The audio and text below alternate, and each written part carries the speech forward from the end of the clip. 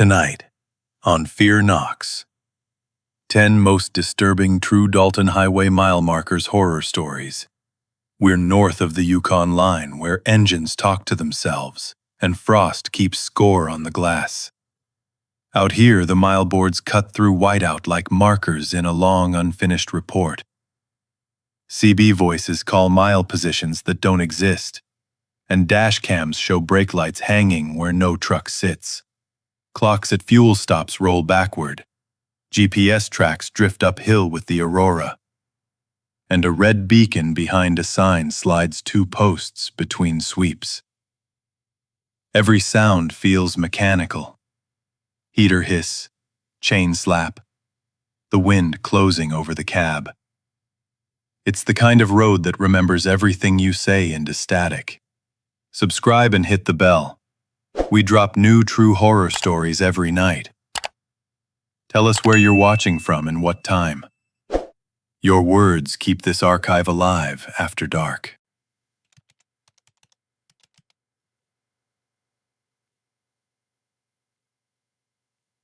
I was running a plow on the Dalton Highway. It was late winter, well past midnight, with a heavy whiteout. A red blink appeared behind a mile marker sign.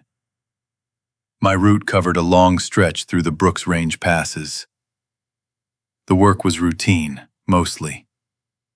I cleared the road, pushed back the wind slab, and kept the gravel surface passable.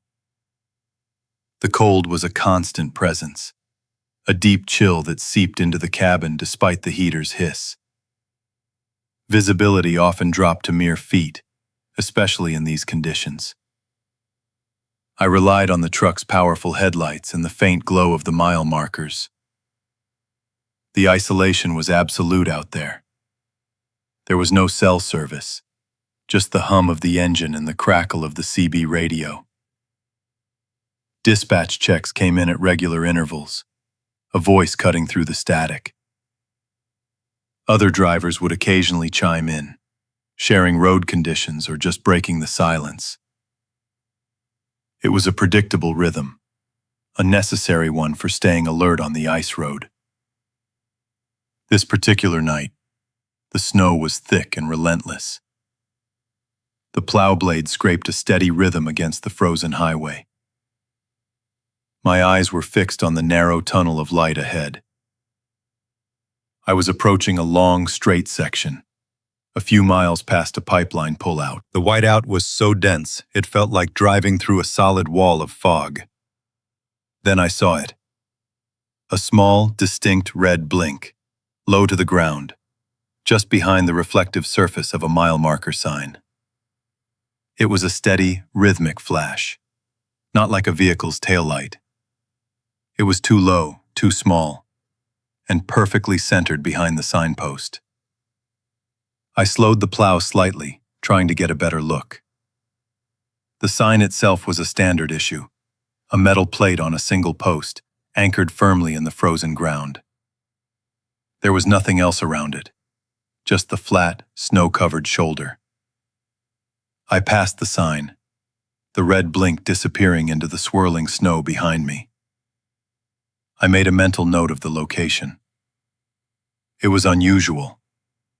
There were no known structures or equipment in that specific spot that would emit such a light. I continued my run, completing the sweep of that section. The plow pushed tons of snow, creating a clear path. I turned the rig around at the designated turnaround point, a few miles further north. The return trip was always slower, more cautious. The snow had already begun to drift back onto the freshly cleared road. I kept my speed steady, the engine maintaining a low growl. My focus remained on the road ahead, but the image of that red blink lingered. As I approached the same mile marker on my return pass, I looked for the light again. The whiteout was still intense. The headlights cut through the swirling flakes. I saw the signpost emerge from the snow. The red blink was there, exactly as before, low and steady behind the marker. This time, something felt different. The sign itself seemed to be in a slightly different position. I knew this stretch of road intimately. I had driven it hundreds of times. The mile markers were fixed points, permanent fixtures. I dismissed it as an optical illusion, a trick of the light in the heavy snow. Fatigue could play tricks on the eyes. I continued my pass, the plow blade grinding. I completed another full sweep of my section, heading south again. The red blink was still there when I passed the sign a third time. This time I was certain the sign had moved. It was not a significant shift, perhaps a few feet forward from where it should have been. It was closer to the edge of the road, almost imperceptibly. I felt a cold knot tighten in my stomach. There was no logical explanation for a fixed highway sign to shift its position. The ground was frozen solid. There was no construction activity in the area. I glanced at the dashcam display. It was recording everything. I made a mental timestamp, noting the approximate time.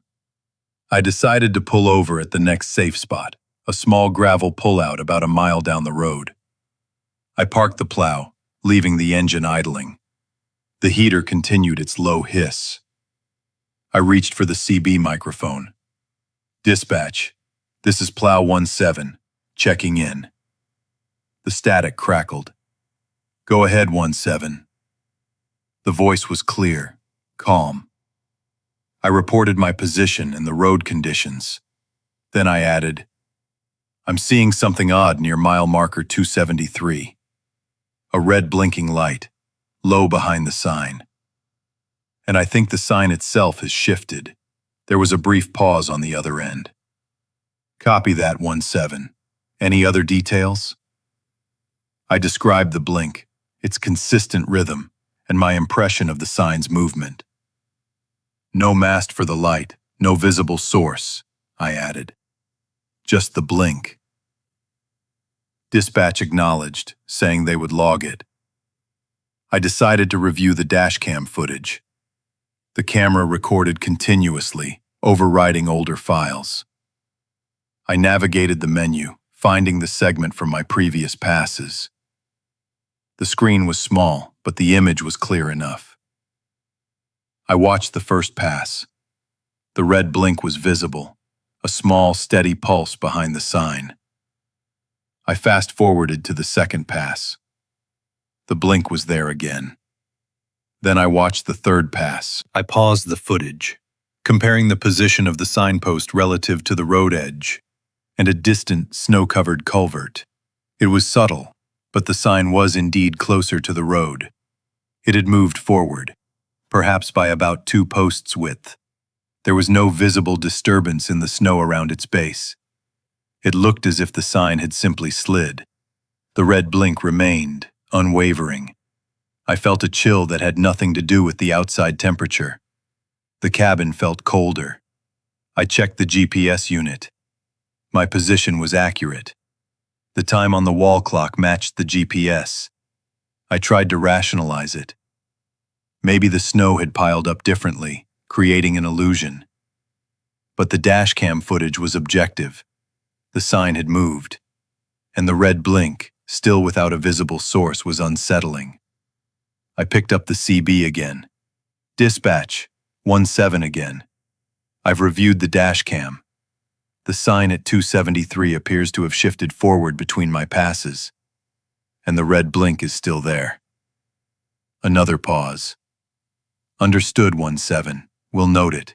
Anything else?" I hesitated. "No, that's all for now." I continued my route, but my focus was now split. Every mile marker seemed to hold a new, unsettling potential. I kept glancing at the dashcam display, replaying the footage in my mind. The red blink was not a reflection. It was a distinct light source, and the sign had moved.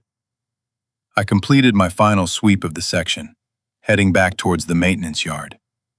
As I approached mile marker 273 for the last time, I braced myself. The whiteout had begun to thin slightly. a faint suggestion of pre-dawn light on the horizon. I slowed the plow. The sign came into view. It was back in its original position. The red blink was gone. I stopped the plow directly opposite the sign. I got out, pulling my heavy parka tighter against the biting cold. The wind whipped at my face. I walked over to the signpost. The snow around its base was undisturbed. There were no tracks, no signs of heavy equipment, no indication that anything had been moved. The ground was solid ice and frozen earth. I knelt down, brushing away some snow. Nothing. No wires, no battery pack, no light source. The red blink had vanished as completely as it had appeared. I took a few photographs with my phone, though I knew they wouldn't show anything conclusive. The sign was just a sign. The cold was profound. I got back into the warmth of the cabin. I reported the final observation to dispatch. The sign is back in place, and the light is gone. Dispatch acknowledged, their voice as calm as ever. They said they would send a maintenance crew to inspect the area later that morning. I drove the rest of the way to the yard in silence. The hum of the engine was the only sound.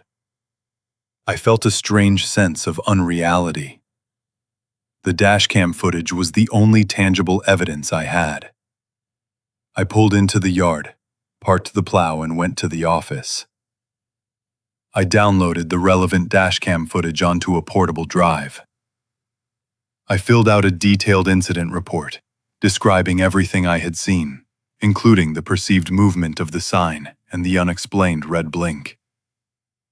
The maintenance crew went out later that day. Their report came back clean. No signs of disturbance around mile marker 273.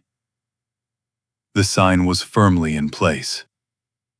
No equipment or light sources were found. The state troopers were notified, a standard procedure for unusual highway incidents. They reviewed my report and the dashcam footage. The footage clearly showed the red blink. It also showed the subtle shift in the sign's position between passes. However, without a physical source for the light or a clear explanation for the sign's movement, the incident was filed as unexplained observation under extreme weather conditions. There was no evidence of tampering, no structural damage, nothing to suggest a physical cause. I was questioned by a supervisor. I reiterated my account, sticking to the facts. They suggested fatigue, optical illusions, or even a localized atmospheric phenomenon. I understood their position. There was no logical explanation. The incident became a quiet entry in my logbook, a strange anomaly on a long, isolated highway. I continued my shifts, driving the same routes, passing the same mile markers. I always looked for the red blink, but it never reappeared. The highway returned to its predictable, harsh routine. The cold, the static, the isolation. They were constants. The memory of that night, however, remained sharp. I still think about that red blink, and the sign that slid forward, then back again, as if nothing had ever happened. It was a quiet whisper of something out there, something unseen.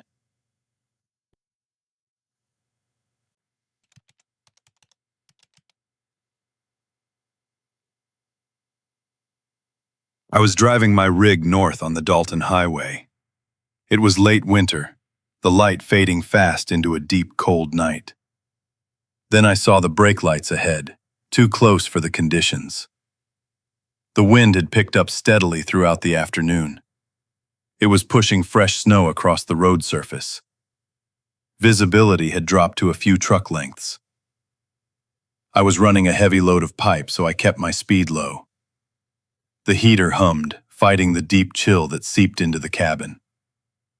My dash cam was recording, as always. I relied on it for everything. The red glow ahead was distinct, a pair of taillights. They seemed to be moving at roughly my pace. I assumed it was another northbound rig. We were in the Brooks Range passes, a notoriously difficult stretch. The highway here was a narrow trail cut through the mountains. I kept a safe distance, maybe 100 feet back. The snow swirled around us, creating a tunnel of white. The brake lights remained constant, a steady red beacon in the storm. I checked my GPS display. It showed my position clearly on the highway. I glanced at the clock on the dash. It was well past midnight. The isolation was absolute. My routine on the Dalton was well established.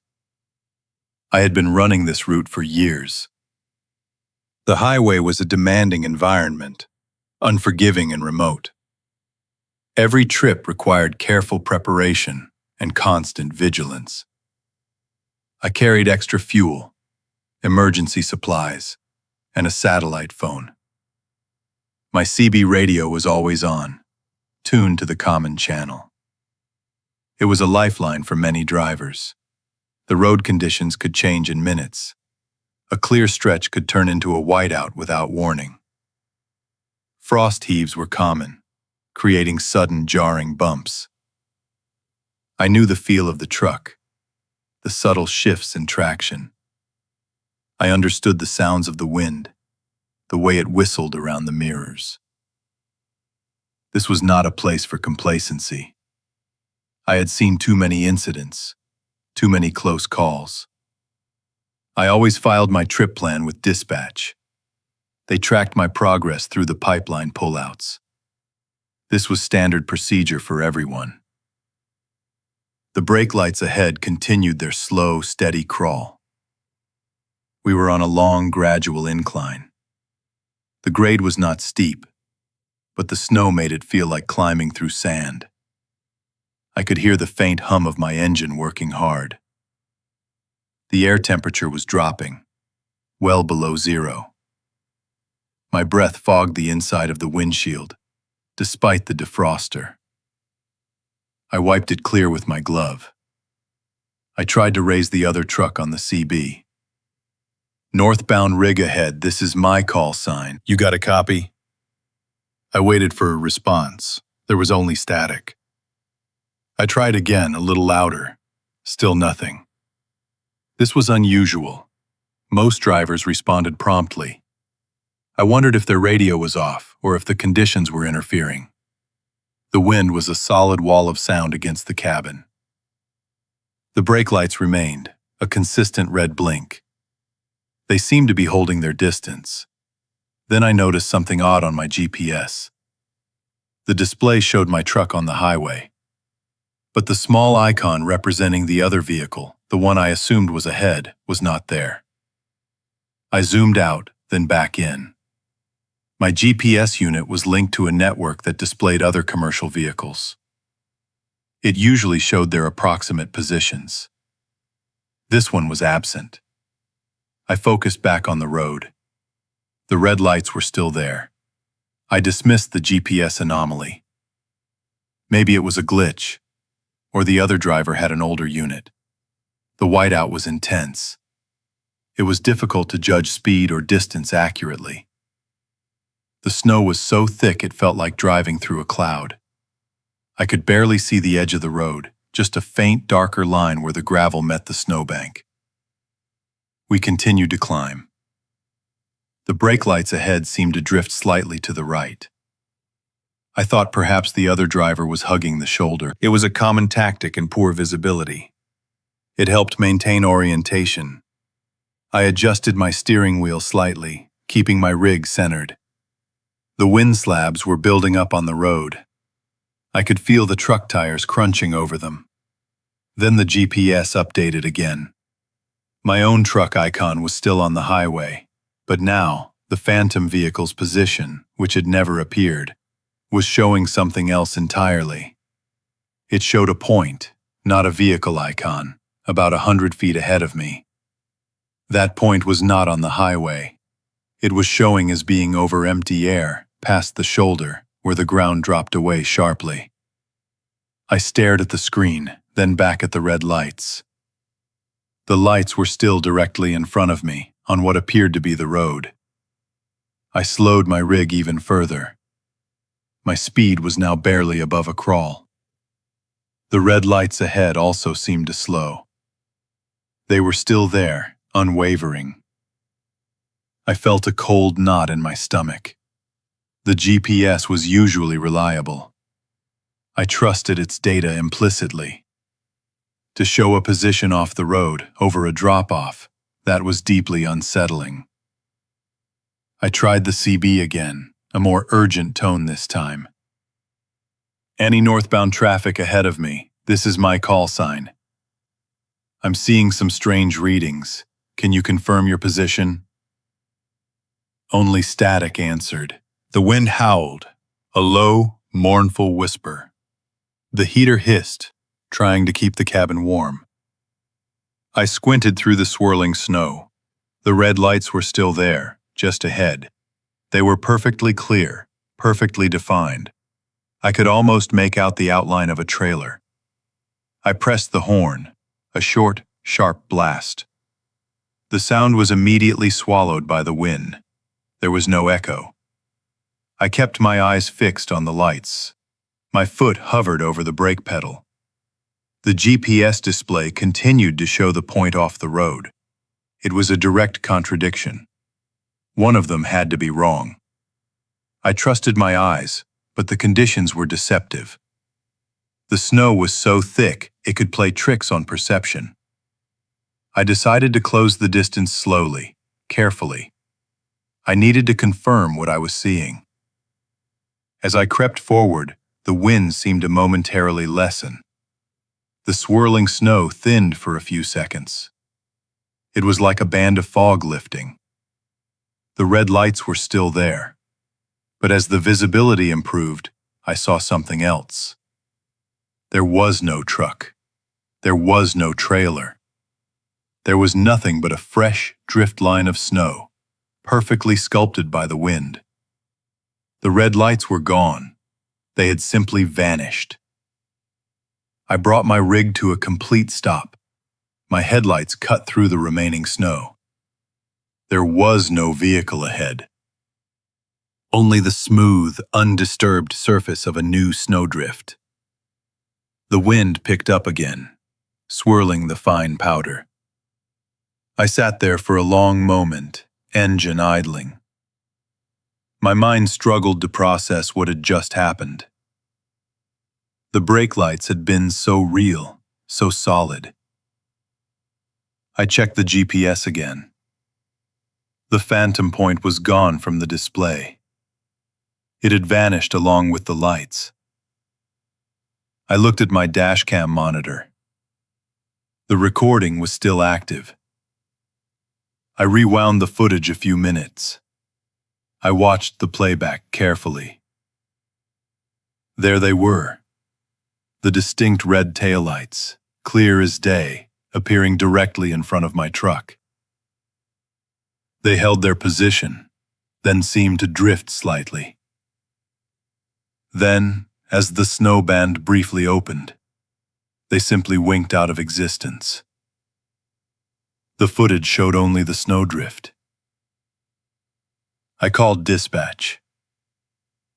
My voice was calm, but I felt a tremor deep inside. I reported the incident, describing the whiteout, the phantom brake lights, and their sudden disappearance. I mentioned the GPS anomaly. Dispatch acknowledged my report. They asked for my exact location. I gave them the approximate mile marker. They checked their logs for other northbound traffic. There was nothing reported ahead of me for at least an hour's drive. They advised me to proceed with extreme caution. They would check with other drivers further north. I slowly put the truck in gear. I drove forward, past where the lights had been. There was no sign of a vehicle. No tracks, no debris, nothing. The snowdrift was pristine. I continued north, my senses heightened. Every shadow, every shift in the snow made me wary. When I reached the next pipeline pullout, I stopped. I pulled out my logbook and made a detailed entry. I noted the time, the weather conditions, and the specific mile marker. I described the visual phenomenon and the GPS reading. I also made a copy of the dashcam footage. This was standard procedure for any unusual incident. I knew this would become part of a formal report. A few hours later, after I had delivered my load, I was contacted by the state troopers. They had received my report from dispatch. They wanted to review the dashcam footage and my GPS data. I met with an officer at the depot. I handed over the memory card from my dashcam. I also showed him the GPS unit and explained what I had seen on the display. He took notes, his expression unreadable. He mentioned that similar reports had surfaced before, not often, but occasionally. Drivers seeing things in extreme whiteout conditions. Optical illusions, he called them, but the GPS anomaly was harder to explain. He said they would cross-reference my report with road weather logs from that night. They would also check wrecker logs and SAR notes for any missing vehicles in the area. He assured me they would investigate thoroughly. The state troopers followed up a few days later. They confirmed there were no missing vehicles reported along the Dalton Highway. No wrecker calls, no SAR activations. The road weather logs confirmed severe whiteout conditions in the Brooks Range passes that night. They attributed the visual phenomenon to extreme atmospheric refraction combined with the swirling snow. They called it a snow mirage. The GPS anomaly remained unexplained. The officer suggested it could have been a temporary satellite signal interference. He said the system could sometimes misinterpret data in such remote, harsh environments. He filed a formal report, categorizing it as an unexplained visual and navigational anomaly. My dashcam footage became part of the evidence file. I received a copy of the report from my logbook. I continued to drive the Dalton. The incident stayed with me. I found myself scanning the horizon more often, especially in poor visibility. I paid closer attention to my GPS, double-checking its readings. The experience had subtly altered my perception of the highway. It had introduced a new layer of uncertainty. Sometimes, when the snow is falling heavily and the light begins to fade, I still think of those red lights. I remember their steady glow in the whiteout. I recall the way they just vanished, leaving nothing but the wind-sculpted snow. The silence that followed was the most profound part. It was a silence that spoke of absolute isolation. I still hear that whisper of the wind sometimes.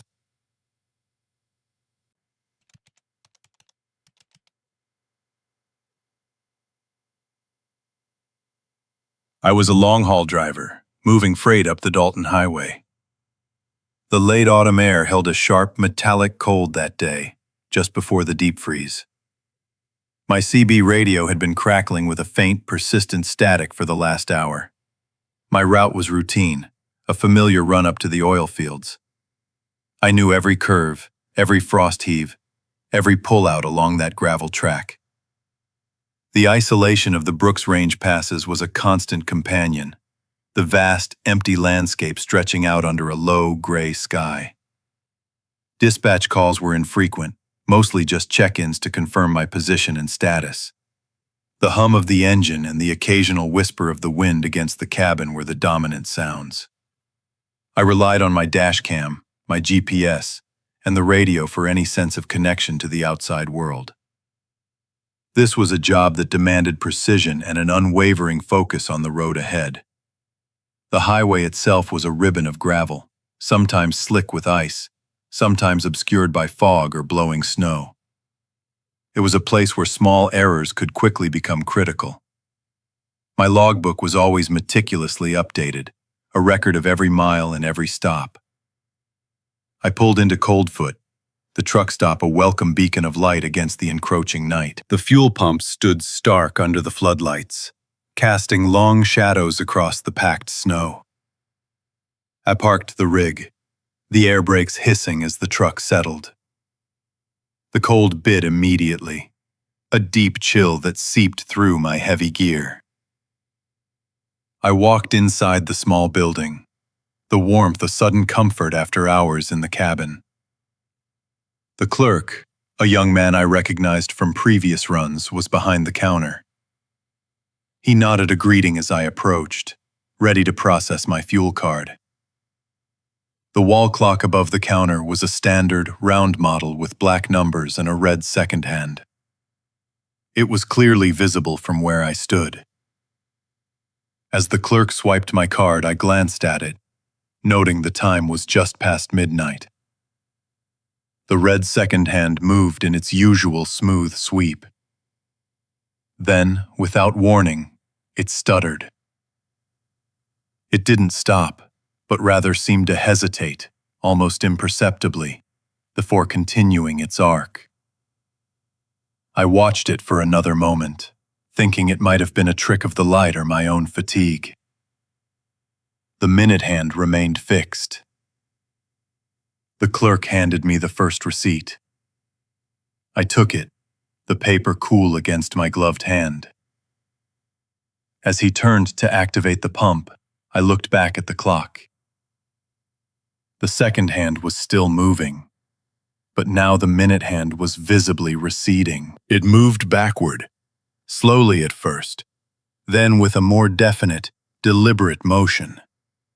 I saw it tick back, minute by minute, for what felt like an impossible stretch of time.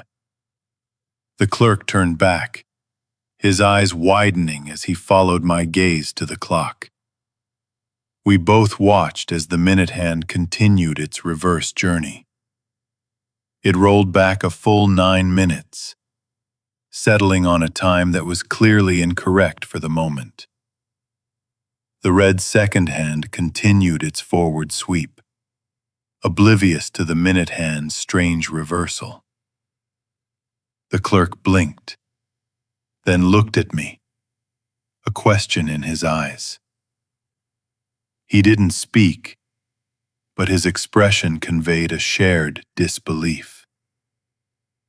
Just as suddenly as it had begun, the minute hand snapped forward.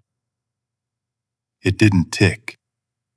It jumped, covering the 9 minutes it had lost in a single, instantaneous movement. It landed precisely where it should have been, matching the time I had initially observed before its strange regression. The second hand continued its normal, steady progression. The clerk shook his head slowly, a quiet sound of confusion escaping him. He then processed the transaction again, a standard procedure for large fuel purchases. He handed me a second receipt. I took both, comparing them. The first receipt showed a time that was 9 minutes earlier than the second. Both were dated for the same day, just minutes apart by the second receipt's account. The clerk looked at the receipts, then back at the clock, then at me. He shrugged, a gesture of helplessness. He mentioned that the clock had been acting strangely for a few days, sometimes losing a minute or two, but never anything like this. He said he had reported it to maintenance, but they hadn't found any issues.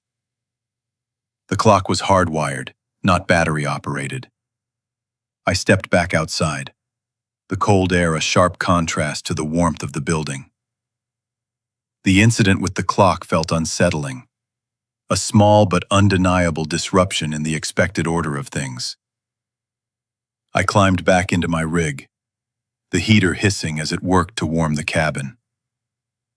I checked my dashcam footage from the moment I pulled into Coldfoot. The timestamp on the video confirmed my initial observation of the time.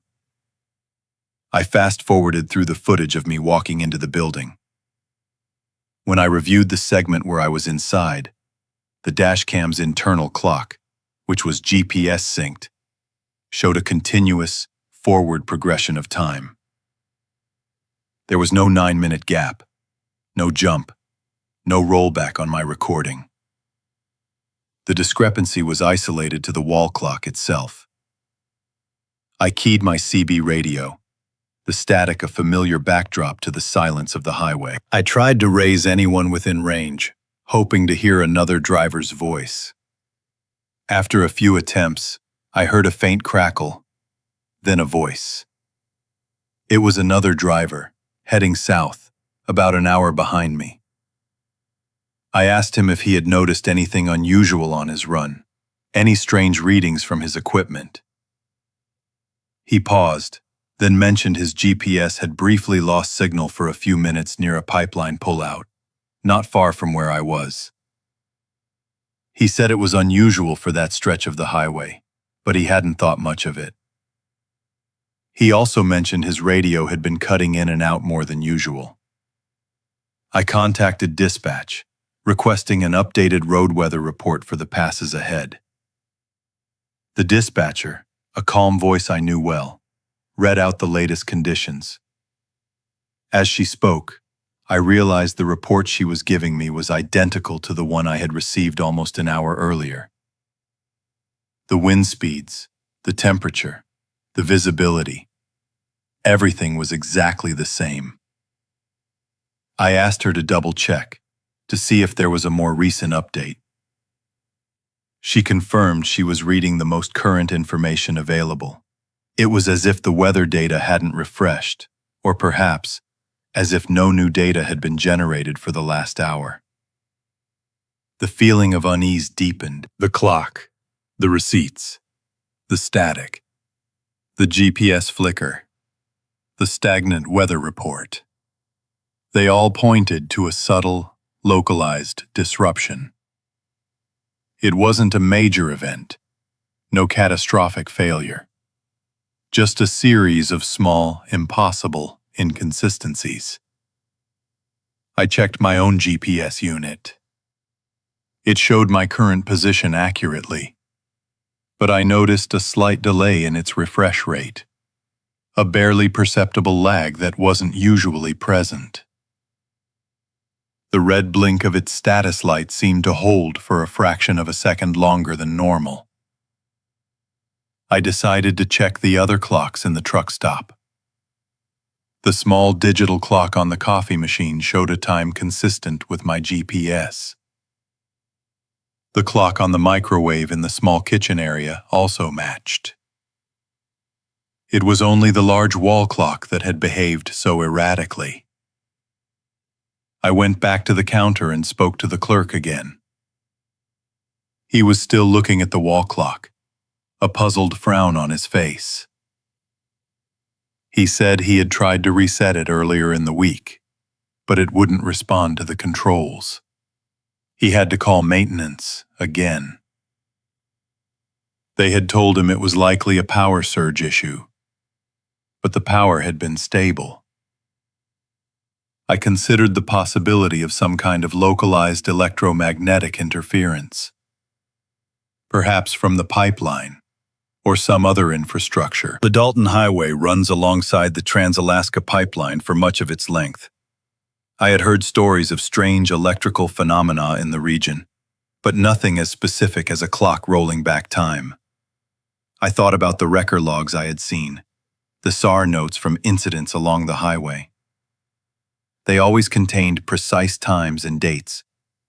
I wondered if any of those records had ever shown similar discrepancies, if anyone else had ever reported a clock losing time in such a specific, impossible way. I left Coldfoot a few minutes later, the strange incident replaying in my mind. The highway stretched out before me, dark and cold. The wind slab on the higher passes would be building, a constant hazard. My headlights cut through the night, illuminating the gravel trail. I kept the CB on, listening to the static, hoping for some explanation, some shared experience from another driver. There was nothing. Just the occasional burst of unintelligible chatter, then silence.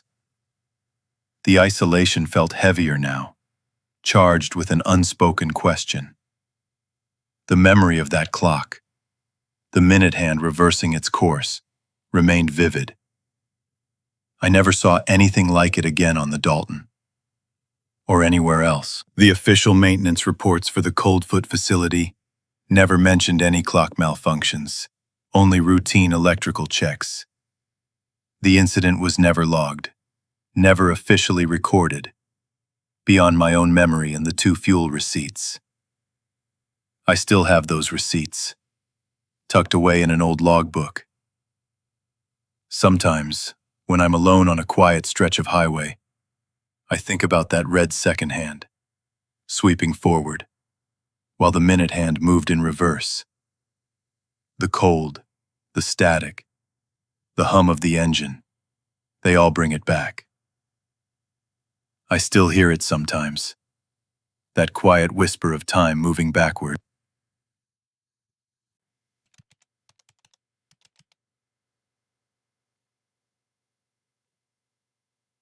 I drove a heavy-haul truck for an Alaskan logistics company.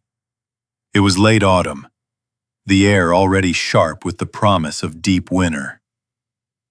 My CB radio crackled with something that was not static.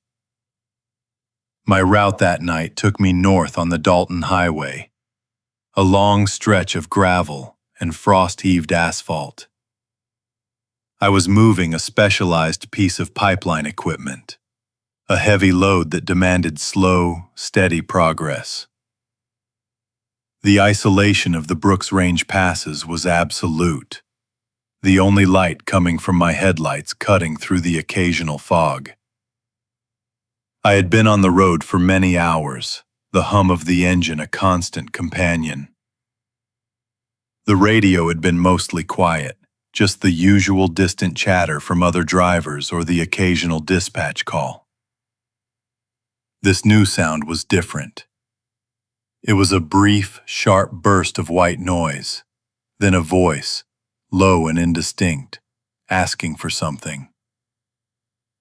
I thought it was another driver, maybe someone with a faulty microphone.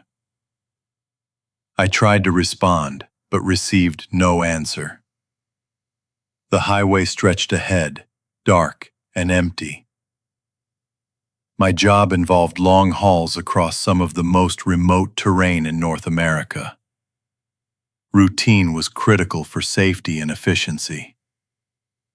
I checked my logbook regularly, monitored my speed, and kept an eye on the road weather logs. The truck's cabin was my world for days at a time, a small, controlled environment against the vast, indifferent wilderness. My dashcam recorded everything, a standard procedure for insurance and incident reports. I carried a handheld radio as a backup, though I rarely used it, preferring the truck's more powerful CB unit. The cold was a constant presence, even inside the heated cabin, a reminder of the unforgiving landscape outside. I had learned to trust my equipment and my instincts. I was approaching a designated pipeline pullout, a wide gravel area where maintenance crews often staged equipment or took breaks. It was a little past the 200-mile mark, a place I knew well. The wind had picked up, creating a low howl around the cabin, and a thin layer of frost was beginning to form on the windshield. I slowed the truck, preparing to pull over for a quick inspection of my load straps. As I guided the rig into the pullout, the CB radio keyed again. This time the voice was clearer, though still muffled, as if speaking through a thick cloth. It asked, "Last crossing?" The question hung in the air, followed by a burst of static. I checked my dashcam display, ensuring it was recording the event. I picked up my own handheld radio, a standard model used by all company drivers. I keyed the microphone. Who is this? You're breaking up. There was no reply. I waited, listening to the static hiss. The air outside felt colder, the heater hiss in the cabin suddenly less comforting. I stepped out of the truck, the crunch of gravel under my boots loud in the silence. The red blink of the taillights reflected off the snow-dusted ground. I walked around the trailer, checking the heavy chains and binders. Everything seemed secure. The wind slab was building up on the exposed surfaces of the pipeline, a common sight in this region. I returned to the cabin, the cold seeping into my clothes despite my heavy gear. As I settled back into the driver's seat, the CB keyed a third time. The same voice, the same question. Last crossing. It was unsettling. There was no other traffic visible on the highway, no other trucks at the pullout. My GPS showed my exact location, isolated in the vastness. I checked the wall clock in the cabin. It had been about a quarter hour since the first clear transmission. I tried to raise dispatch, but the signal was weak, fading in and out. The isolation felt heavier now, a palpable presence. I thought about the possibility of a prank, but the tone of the voice was flat, devoid of any discernible emotion. It sounded like a recording, or someone speaking from a great distance. I decided to try my handheld radio again, switching to a different channel, one less commonly used. As I reached for it, the handheld itself keyed on its own. The small red transmit light glowed. Then the voice came through its tiny speaker, clear as if someone was sitting next to me. Last crossing? I dropped the radio onto the passenger seat. My breath hitched. The sound had come from my own device, unprompted. I stared at the handheld, then at the CB. Both were silent now. I picked up the handheld carefully, examining it. There was no one else in the cabin, no one else for miles. The cold outside pressed against the windows. I tried to rationalize it. A short circuit, maybe. A strange atmospheric condition. But the voice had been so distinct, so close. I keyed the handheld myself, trying to replicate the sound. But only my own voice came through. I put it down, feeling a prickle of unease. I needed to get moving. I started the engine. The familiar rumble, a welcome sound. As I shifted into gear, the CB keyed again. Last crossing? The question was identical, the cadence unwavering. It was exactly a quarter hour since the handheld had activated. This pattern was too precise to be random. I felt a cold dread begin to settle in my stomach. I pulled the truck back onto the highway, accelerating slowly. I kept an eye on the clock. About 15 minutes later, as I was passing a small, unmarked trail leading off into the forest, the CB keyed again. Last crossing? The voice was unwavering, persistent. It was always the same question, always the same tone. I tried to ignore it, focusing on the road, on the rhythm of the truck. But the sound had burrowed into my thoughts. I imagined the handheld radio sitting on the passenger seat, waiting for its next unprompted activation. I did not touch it. I did not want to hear that voice come from so close again. I drove for another hour, the highway stretching out before me, a ribbon of dark asphalt under a moonless sky. The wind continued to howl, and the temperature dropped further. Every quarter hour, like clockwork, the CB would key and the voice would ask its question. Last crossing? It was a relentless, quiet assault on my nerves. I tried to change channels, but the voice followed, appearing on whatever frequency I selected. It was as if it wasn't coming from a specific transmission, but was somehow embedded in the very airwaves around me. I felt a growing sense of isolation, a feeling that I was being singled out. I considered stopping, but the thought of sitting still, waiting for the next transmission, was worse than continuing to drive. I needed to reach the next checkpoint, to be around other people, to hear other voices. I tried to call dispatch again, and this time the signal was stronger. I reported the strange radio interference, describing the repeated phrase in the self-keying handheld. The dispatcher, a seasoned veteran named Martha, listened patiently. She suggested it might be a faulty radio or perhaps some kind of atmospheric anomaly. She advised me to keep moving and to log the incidents in my report. She did not sound particularly concerned, but I knew she had heard stranger things out here. I continued my drive, the repeated question echoing in the cabin. Every quarter hour. It was no longer just unsettling, it was deeply unnerving. The voice was calm, almost polite, but its persistence and the impossible nature of its transmission created a profound sense of dread. I took a photograph of the dashcam display showing the time of one of the transmissions, just for my own record. I wanted some kind of evidence, something tangible to prove what I was experiencing.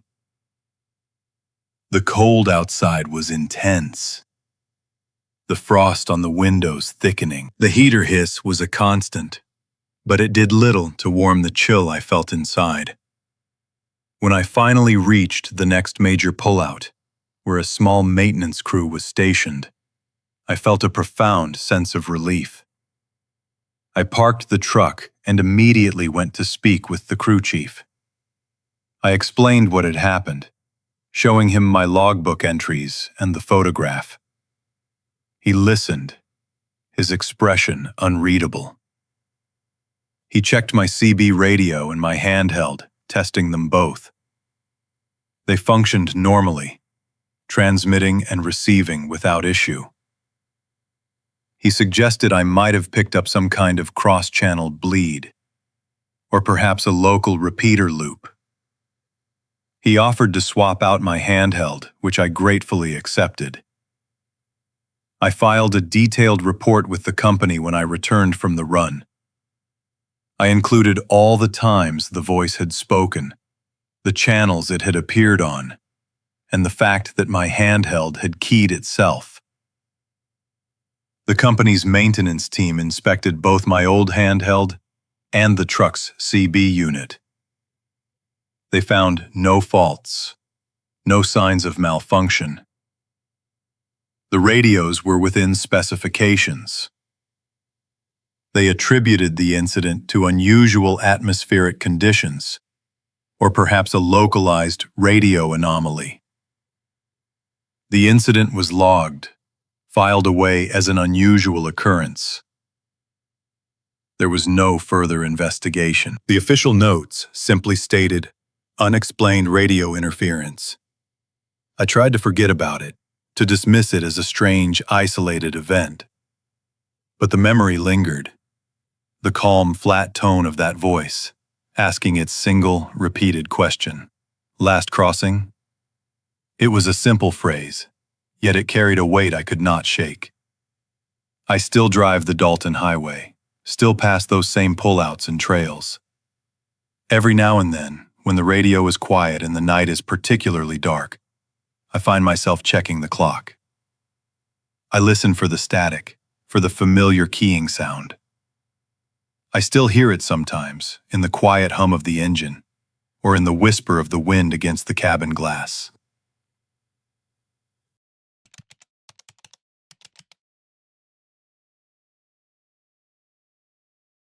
I was a heavy-haul driver working the Dalton Highway. It was late winter, deep into the long Alaskan night. My uncoupled lowboy trailer began to rock gently, 3 distinct times. The air temperature was well below zero, the kind of cold that makes metal brittle. I had pulled into a pipeline pullout, a wide gravel shoulder near a specific mile marker I knew well. My tractor was off, the engine quiet, and the cab heater had long since cooled. I had been asleep for a few hours, resting before the next leg of the run. The lowboy was empty, parked securely behind the tractor, its chains tight. There was no wind that night, just a heavy, still cold. The rocking sensation was subtle at first, a slight shift that I felt through the bunk. It was not the usual settling of a heavy rig on uneven ground. This felt different, more deliberate. I lay still, listening to the silence of the Arctic night. The second rock was clearer, a distinct lateral movement. Then a third, and the trailer settled back into stillness. My eyes were open now, scanning the dark interior of the cab. The silence outside was absolute, broken only by the faint hum of the distant pipeline. I knew the weight of that trailer. It took significant force to move it even slightly. The ground was frozen solid, a thick layer of ice and compacted snow beneath the gravel. Driving the Dalton meant constant vigilance. The highway itself was a ribbon of gravel and ice, stretching hundreds of miles through the Brooks Range. My runs often took me from Fairbanks north to Prudhoe Bay, hauling everything from drilling rigs to modular buildings. Isolation was the norm. Cell service was non-existent for most of the route. My only real connection to the outside world was the CB radio, a lifeline for weather updates and road conditions. I relied on my GPS for precise location data and my dashcam for a continuous record of the road. The cold was a persistent enemy, always threatening to freeze fuel lines or seize up an engine. Every stop was carefully chosen. Every piece of equipment checked. I had driven this route for years, seen all kinds of weather, and experienced countless mechanical issues. I understood the sounds of my rig, the way it settled, the groans of metal in extreme cold. This particular pullout was a common rest spot, a place where other drivers often stopped. The three distinct rocks had startled me fully awake. I reached for my flashlight, its beam cutting through the darkness of the cab. My breath plumed in the frigid air. I checked the dash, the digital clock glowing a little past 3 in the morning. Outside, the darkness was absolute, broken only by the faint red blink of a distant tower light. I listened intently, my ears straining against the silence. There was no wind, no engine noise from other vehicles. The only sound was the faint, high-pitched hum of the pipeline, a constant presence in this landscape. Then I heard it. A series of sharp, percussive sounds coming from beneath the lowboy trailer. They were not metallic, nor did they sound like ice cracking on the surface. These were deeper, resonant, like something impacting the frozen ground beneath the deck. Pop, pop, pop. They were irregular, spaced a few seconds apart. The sound seemed to originate from the very center of the trailer, directly under the main frame. It was a sound I associated with frost heave, but frost heave usually produced groans and creaks, not these sharp, distinct impacts. I considered my options. Getting out of the cab meant facing temperatures that could cause frostbite in minutes. My heavy winter gear was within reach, but the thought of stepping out into that black, silent cold was unsettling. I decided to observe first. I peered through the side window, trying to discern any movement in the trailer's silhouette. The lowboy was a dark, massive shape. Nothing seemed to be moving. The impacts continued, a rhythmic thump, thump, thump now, less like pops and more like dull blows. They were not loud, but they carried clearly in the still air. I started the tractor's engine. The diesel roared to life, shaking the cab. I let it idle, the heater beginning to hiss faintly. The noise of the engine seemed to mask the sounds from the trailer. I waited a few minutes, letting the engine warm. Then I shut it off again. The silence returned, heavy and immediate. After a moment, the sounds from the trailer resumed. Thump, thump, thump. They were definitely coming from underneath, from the frozen ground directly below the trailer's main beams. It was as if something was striking the ice from below, or perhaps the ice itself was reacting in an unusual way. I grabbed my heavy parka, insulated boots, and a thick hat. I pulled on my gloves. The cold hit me instantly as I opened the cab door. The air was sharp, biting. I stepped down onto the frozen gravel, the crunch of my boots loud in the stillness. I walked slowly towards the rear of the tractor, my flashlight beam cutting a path through the darkness. The light reflected off the frost-covered metal. I approached the front of the lowboy, where it was coupled to the fifth wheel. The chains were indeed tight, no slack visible. The landing gear was down, planted on the frozen ground. As I moved closer, the sounds became clearer. They were coming from the underside of the trailer, near the center axle group. It was a deep, resonant thump, followed by a slight vibration. It was not a mechanical sound. It was organic somehow. The cold was intense. I moved around the side of the trailer, shining my light under the deck. The ground beneath was a solid sheet of ice and compacted snow. There were no tracks, no disturbed areas. The sounds continued, steady and unnerving. I decided to check the engine compartment of the tractor, a routine check for any leaks or issues in extreme cold. It was a plausible reason to be out there, a way to move without appearing to investigate the trailer directly. I walked back to the front of the tractor, my boots crunching on the gravel. I pulled the latch and lifted the heavy hood. The engine compartment was dark, but residual heat was present. As soon as the hood was fully open, the sounds from the lowboy stopped. The sudden silence was more jarring than the thumping had been. I stood there, flashlight beam sweeping the engine, then glancing back at the trailer. Nothing. The silence was absolute. I stood by the open hood for a long minute, listening. The only sound was the faint hum of the pipeline, a distant, constant presence. The cold seeped into my bones. I checked the engine quickly, running my gloved hand over a few hoses, shining the light into the darker corners. Everything appeared normal. I lowered the hood, the heavy metal thudding into place. The silence held for a few seconds. Then, the thump, thump, thump resumed from under the lowboy.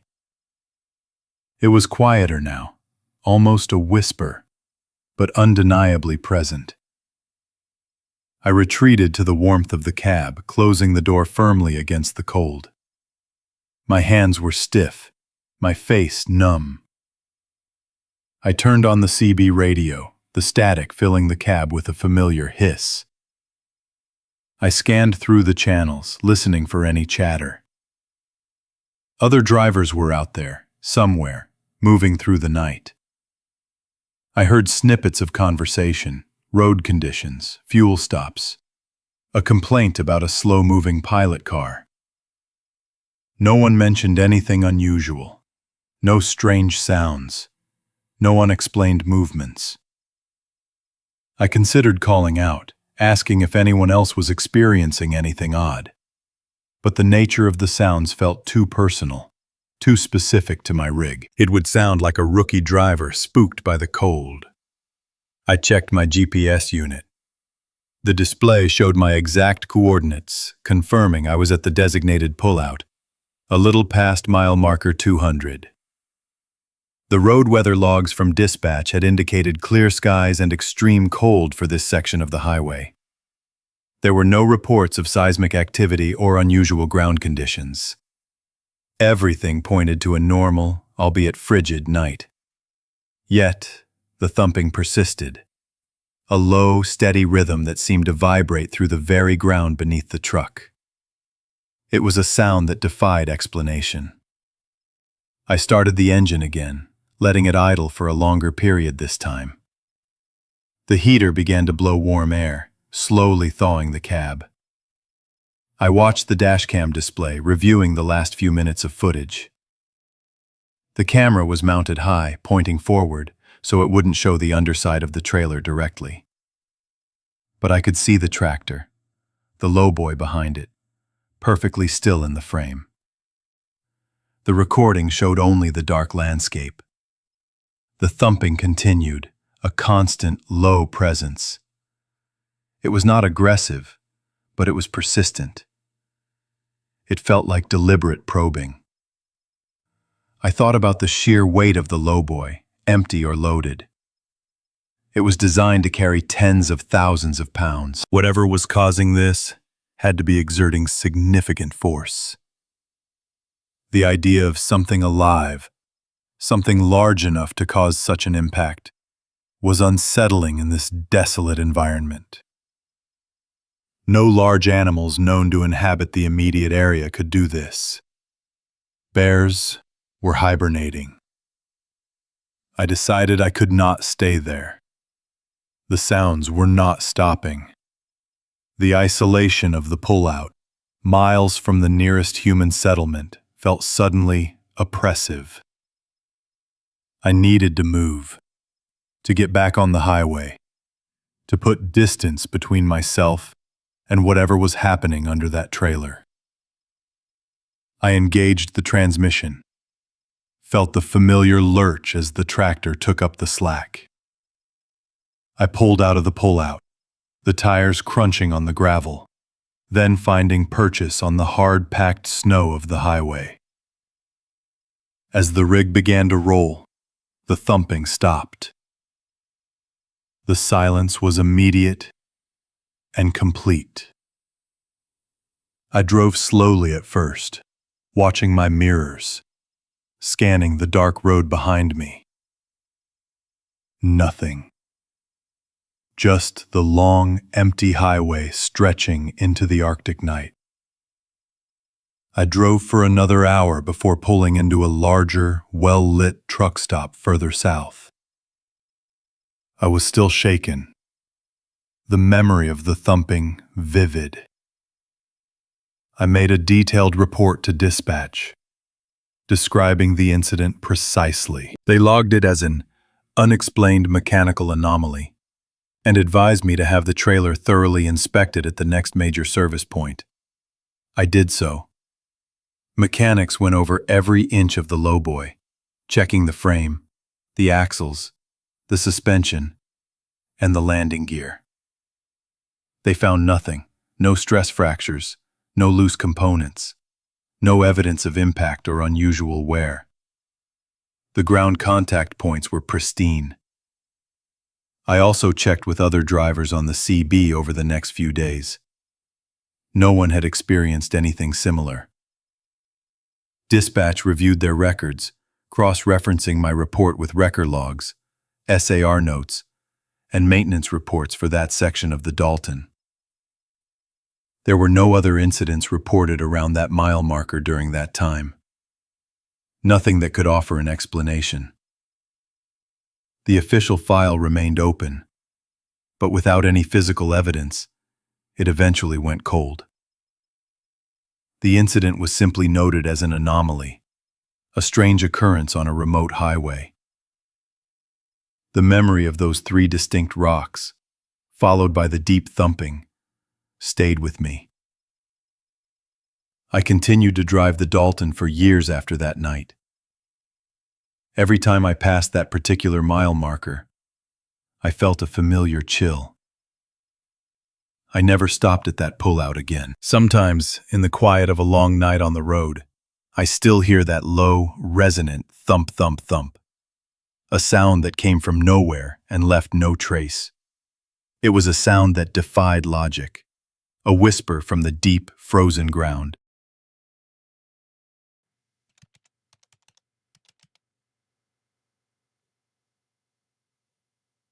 I was driving my rig north on the Dalton Highway. It was late winter, the sky clear and cold. My GPS display showed a slight drift from the road. The shift was subtle at first, a minor deviation of the blue arrow from the digital highway line. I had been on the road for many hours, pushing through the Brooks Range passes, heading towards the north slope.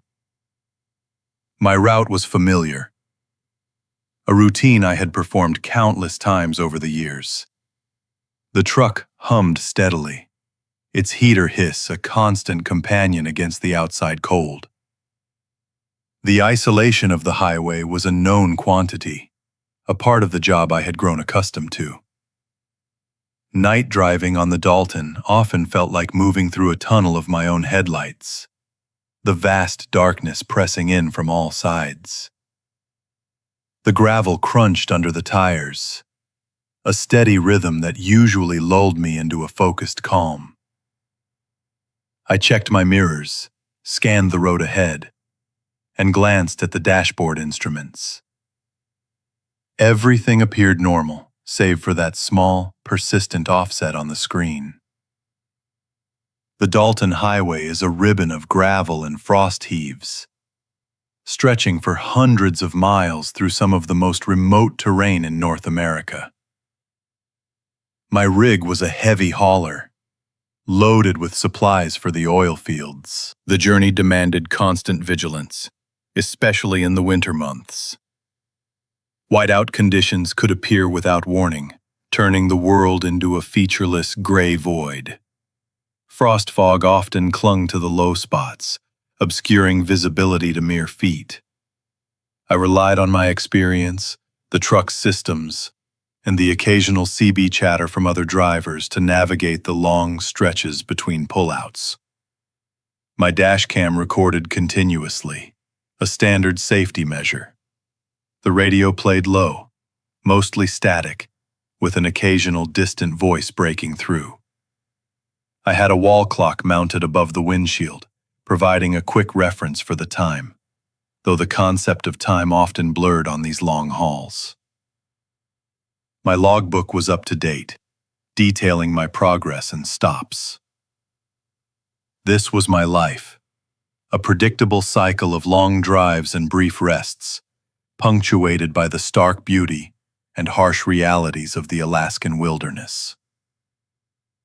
The first significant anomaly occurred as I approached a section known as the Cut, a deep excavation through a ridge.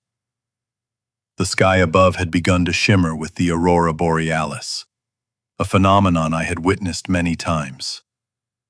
Tonight, however, it was particularly vibrant, green curtains flaring and dancing across the entire northern horizon. As the light intensified, a strange squelch came through the CB radio. It wasn't the usual burst of static from a distant transmission. It was a sustained, almost rhythmic sound, breathing with the pulse of the aurora. I reached for the squelch knob, thinking it was interference, but the sound persisted, a low guttural whisper beneath the green glow. I glanced at my GPS again. The blue arrow, representing my truck, had now drifted significantly. It showed me about 100 meters upslope from the actual highway, moving parallel to the road. This was impossible. I was clearly on the gravel surface, feeling the familiar vibrations of the truck. I checked the dashcam display, which showed the road ahead, perfectly centered in the frame. The mile marker, a standard green sign with white numbers, was visible on the right shoulder, fixed in place. Yet, on the GPS, my virtual truck continued its phantom journey upslope. I slowed down, peering through the windshield. The aurora pulsed, and with each surge of light, the radio squelch seemed to deepen, a low thrumming that resonated in the cabin. I decided to pull over at the next available wide spot, a pipeline pullout a few miles ahead. The air outside was bitterly cold, the kind that stung the exposed skin. I wanted to check my equipment, to see if some external factor was causing the malfunction. As I drove, I noticed something else on the dashcam feed. The range lights, those small reflective markers that delineate the highway's edge, appeared to be wandering. They seemed to shift slightly, not in a uniform pattern, but as if individual lights were swaying independently. My eyes scanned the actual road ahead, and the physical markers remained perfectly still. The discrepancy was unsettling. The mile marker I had passed earlier, which had been fixed in the dashcam frame, now seemed to be subtly moving in my peripheral vision, though when I focused on it directly, it was static. I reached the pullout and stopped the rig. The engine idled, a deep rumble in the quiet night.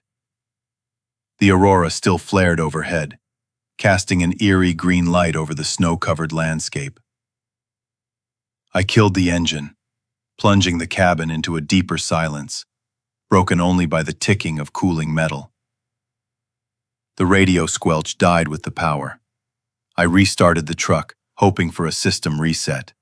The GPS recalibrated, but the blue arrow still showed me about 100 meters off the road, now stationary in the snow-covered terrain upslope. The dashcam, however, showed my truck perfectly parked on the pullout. I opened my logbook and made a note of the time and the strange readings.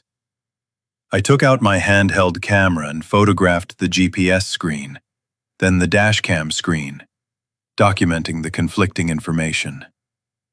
The cold seeped into the cabin, making my breath visible. I stepped out of the truck, pulling my heavy parka tighter. The wind slab crunched under my boots. The air felt sharper than usual, carrying a faint, almost imperceptible hum. I walked around the front of the rig, shining my powerful flashlight beam across the snow. There were no tracks leading upslope. No sign of any vehicle having moved off the highway. The snow was undisturbed, pristine. I looked back at the truck, then up at the aurora. The green light seemed to pulse with a low frequency, a silent vibration that I felt more than heard. I got back into the cabin, the heater hiss a welcome sound as the warmth returned. I tried the CB radio again.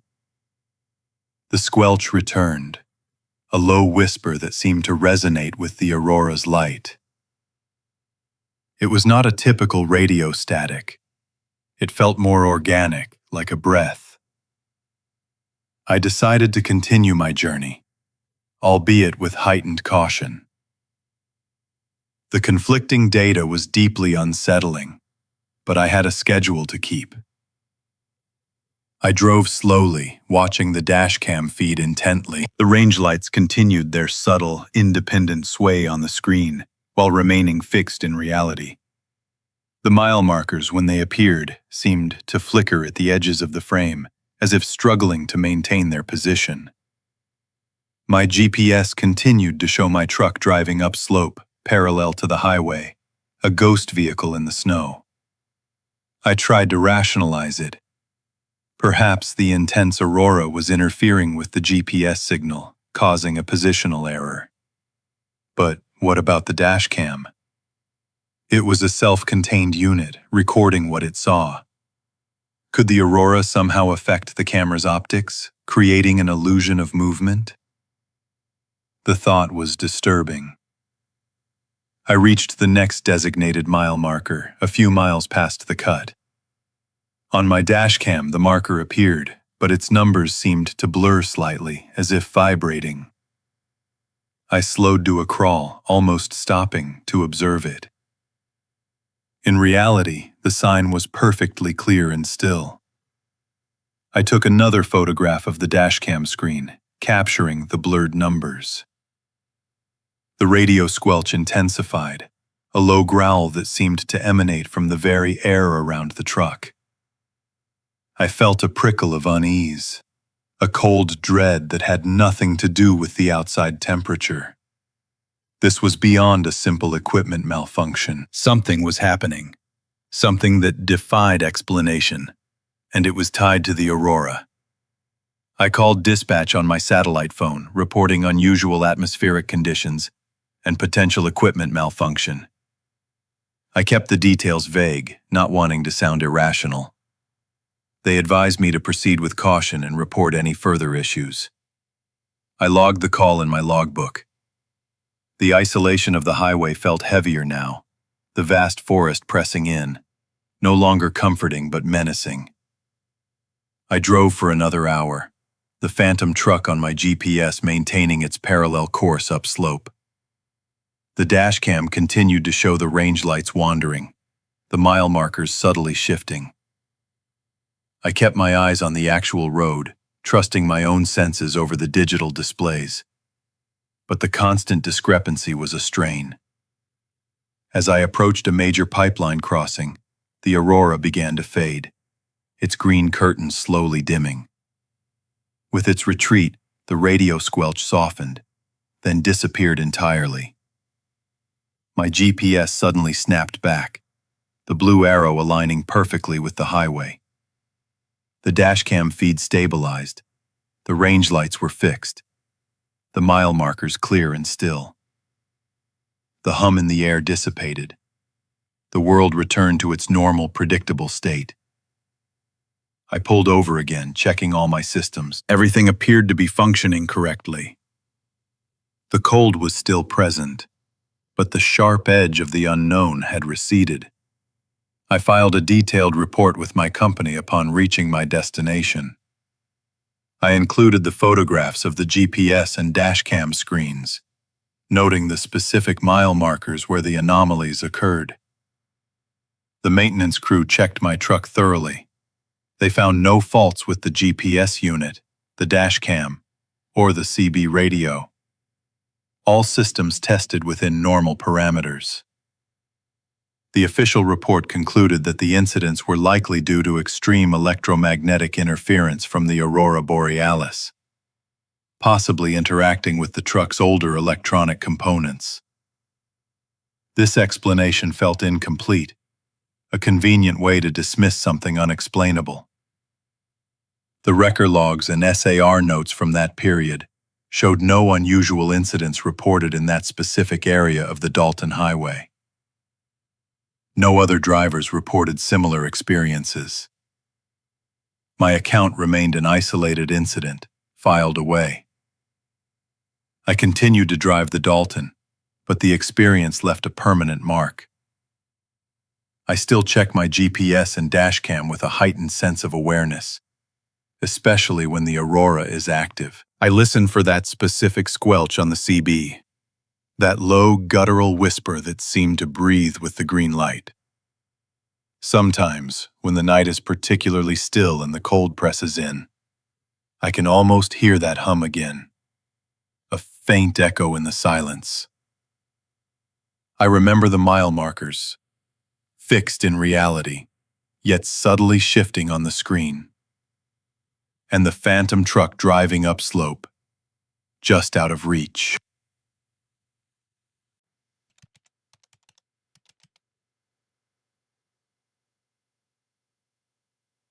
I drove a heavy-haul rig on the Dalton Highway for years. It was late winter, the sun barely clearing the horizon by midday. That particular run started with an unusual silence on the radio. My route took me north, past the Brooks Range passes, heading towards the oil fields. The air was already sharp, biting at the edges of the cabin seals. I had a load of pipe sections, heavy and stable, which was a small comfort. The Dalton is a different beast in the deep cold, especially when the wind picks up. You learn to read the sky, the way the snow drifts, the subtle changes in the engine hum. This trip felt different from the start. The CB radio, usually a constant stream of chatter, was mostly static. A few distant voices broke through, talking about whiteout conditions further north, near the pipeline pullouts. They spoke of gusts strong enough to push a loaded trailer. I checked my dash cam, ensuring it was recording, a routine habit. The GPS showed my progress, a slow crawl against the vast, empty landscape.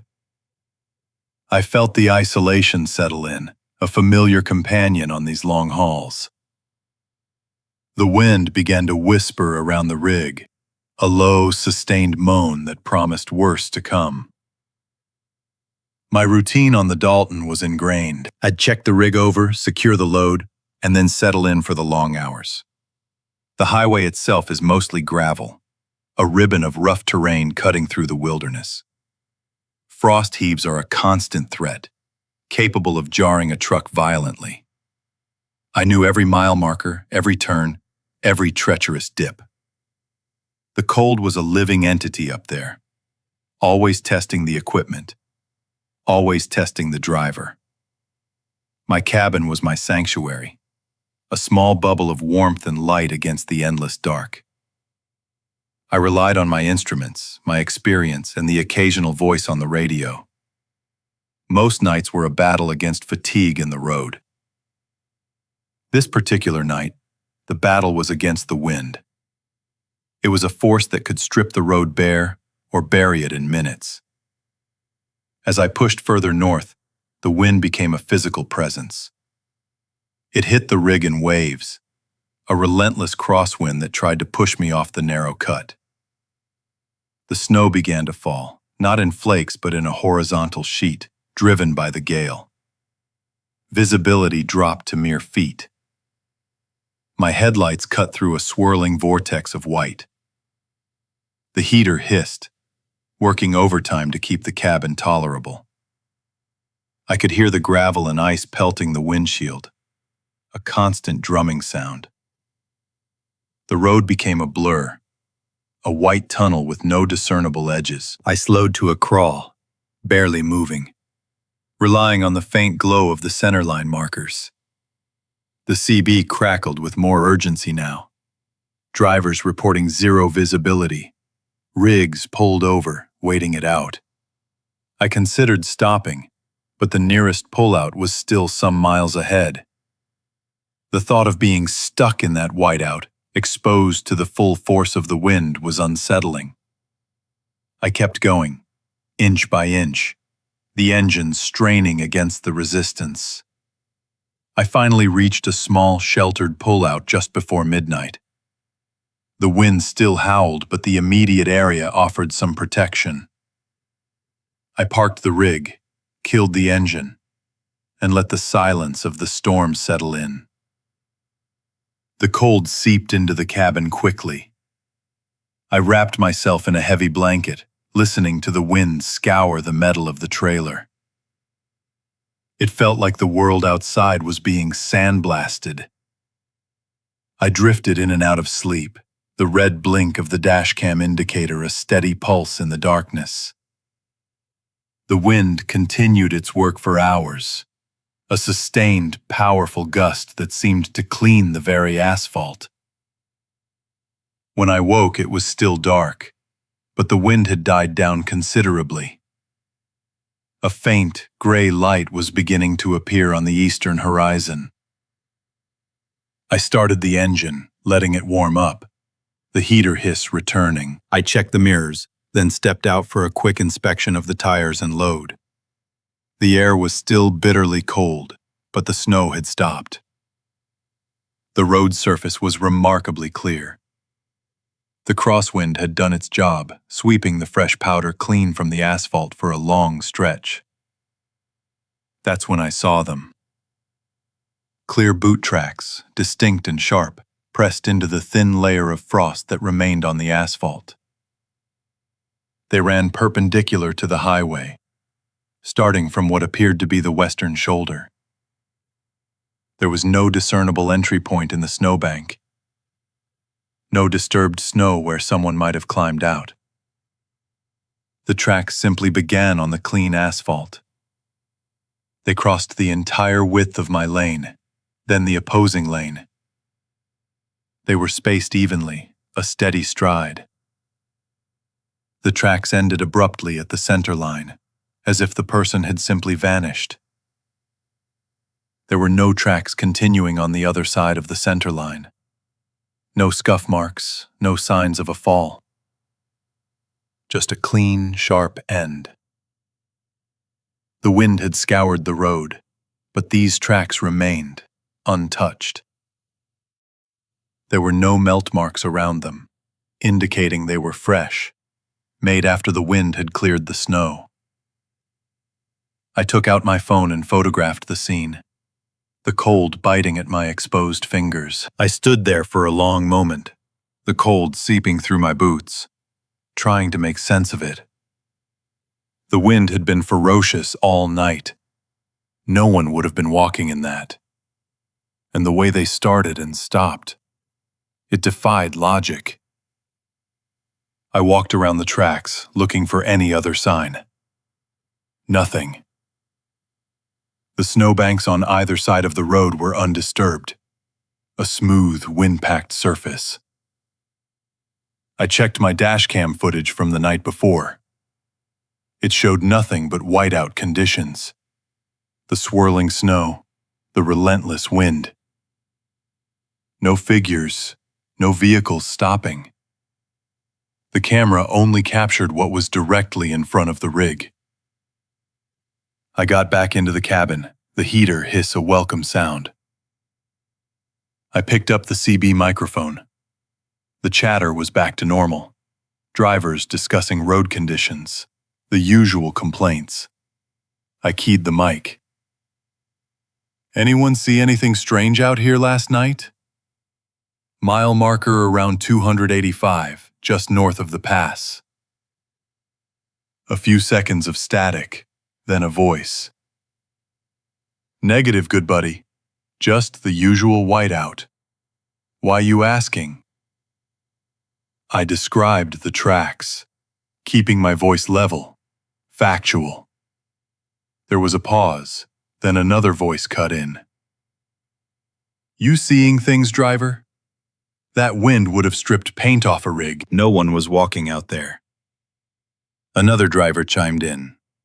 Yeah, I heard about something similar a few years back, further south. Tracks just appeared. No explanation. The conversation quickly shifted, but the seed of unease had been planted. I logged the incident in my personal logbook, noting the exact mile marker and the time of discovery. I also made a mental note to check the road weather logs once I reached my destination. I tried dispatch, but they were busy with a backlog of weather-related issues. I kept my report brief, mentioning unusual tracks on the road surface. No clear origin or destination. They logged it as a potential wildlife sighting, despite my insistence on boot prints. I knew better than to push it too hard. Explaining something like this over the radio to someone in an office hundreds of miles away was pointless.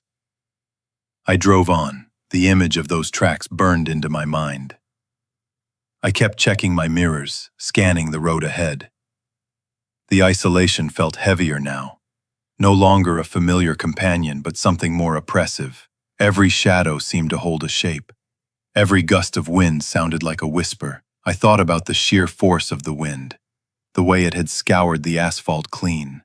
It was a powerful, natural phenomenon. For something to leave such clear, undisturbed tracks in its wake, without any other sign of passage, was deeply unsettling. It felt like a violation of the natural order of things on the Dalton. I considered stopping again, walking back to the site, but the thought of being out there, alone, with those tracks was too much. I needed to keep moving. The cold was a constant reminder of the harsh reality of the environment. I completed my run, delivered the pipe, and filed my reports. I included a detailed account of the tracks, along with the photographs I had taken. The official response was minimal. The incident was filed under unexplained road anomaly, a catch-all category for things that didn't fit neatly into standard reports. There were no SAR notes, as no person was reported missing in that area. Maintenance reports confirmed the road section was cleared by the wind, but made no mention of footprints. My dashcam footage, when reviewed, showed nothing conclusive beyond the whiteout. The wrecker logs for that night showed a few minor incidents further south, but nothing near my location. No one else reported anything similar in the immediate vicinity.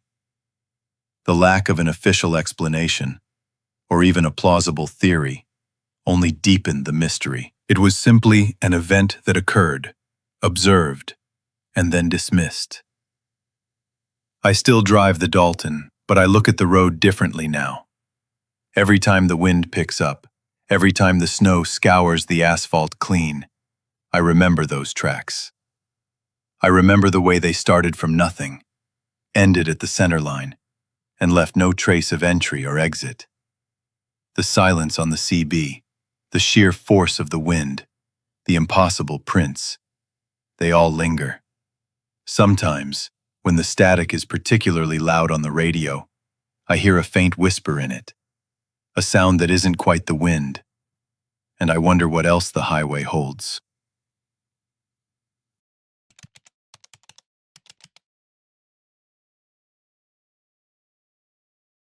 I was driving a heavy haul north on the Dalton Highway.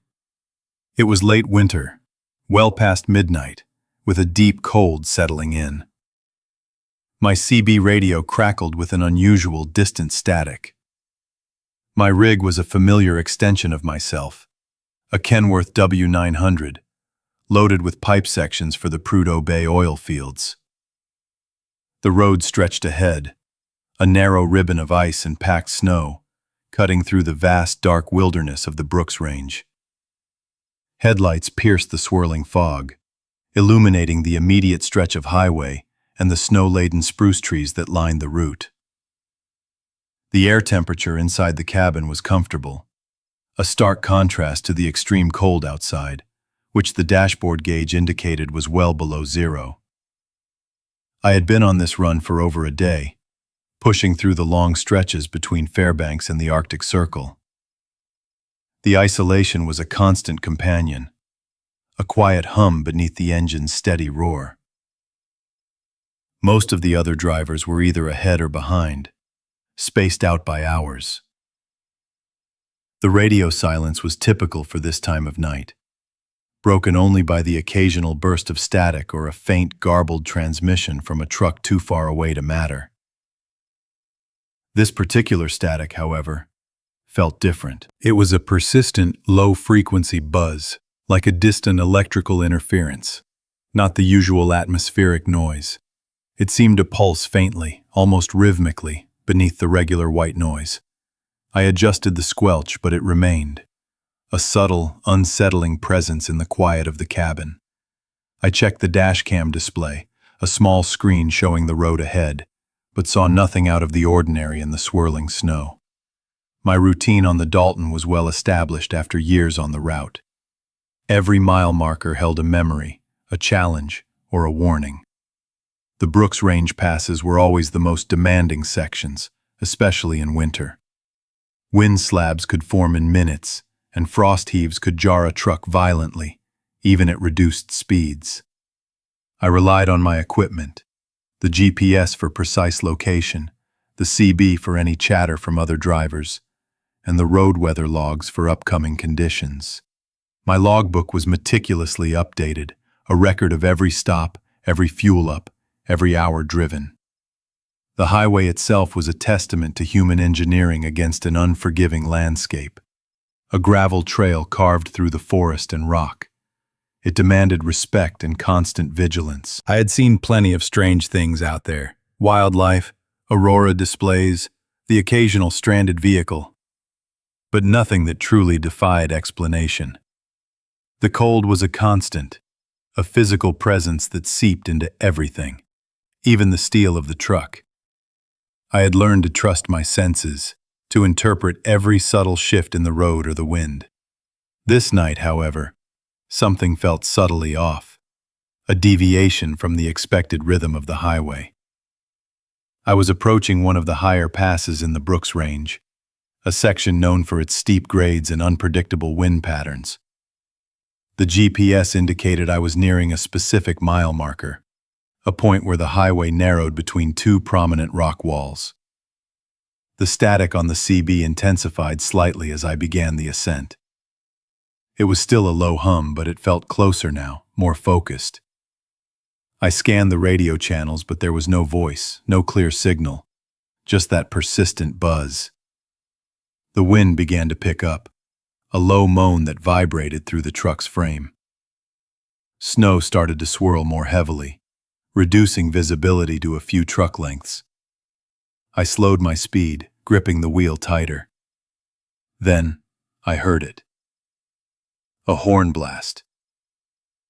It was a deep, resonant sound, clearly from another heavy truck. It echoed off the rock walls, a familiar signal drivers use to announce their presence on blind curves or narrow sections.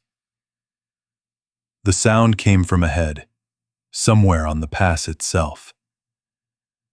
I acknowledged it with a short blast from my own air horn. I expected to see headlights emerge from the swirling snow, or hear a response on the CB. There was nothing. The static continued its low hum. I waited, my eyes fixed on the road ahead. But no truck appeared. The pass was empty. A few minutes later, as I rounded a gentle curve, another horn sounded. This one came from behind me, a distinct, powerful blast. It was a different tone, slightly higher pitched, indicating a different make of truck. I checked my mirrors, but the swirling snow obscured any view of the highway behind me. There were no headlights, no discernible shape in the whiteout. This was unusual. Two horns, from opposite directions, on a pass where I was supposed to be alone. I checked the CB again, but it remained silent, save for the persistent static. I felt a prickle of unease. Drivers usually called out their positions on the radio, especially in these conditions. I continued to climb, the engine straining against the grade. The wind howled, a deep, guttural sound that seemed to press against the cabin. The snow was coming down heavily now, creating a thick, disorienting fog. My headlights cut through it, but only just. I was focused on the road, watching for any sign of a vehicle, any movement. The silence on the radio after those two distinct horn blasts was unnerving.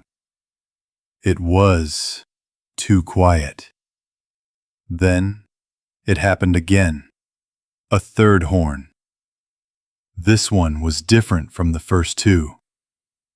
It wasn't the deep, resonant blast of a heavy truck, nor the slightly higher pitch of the second.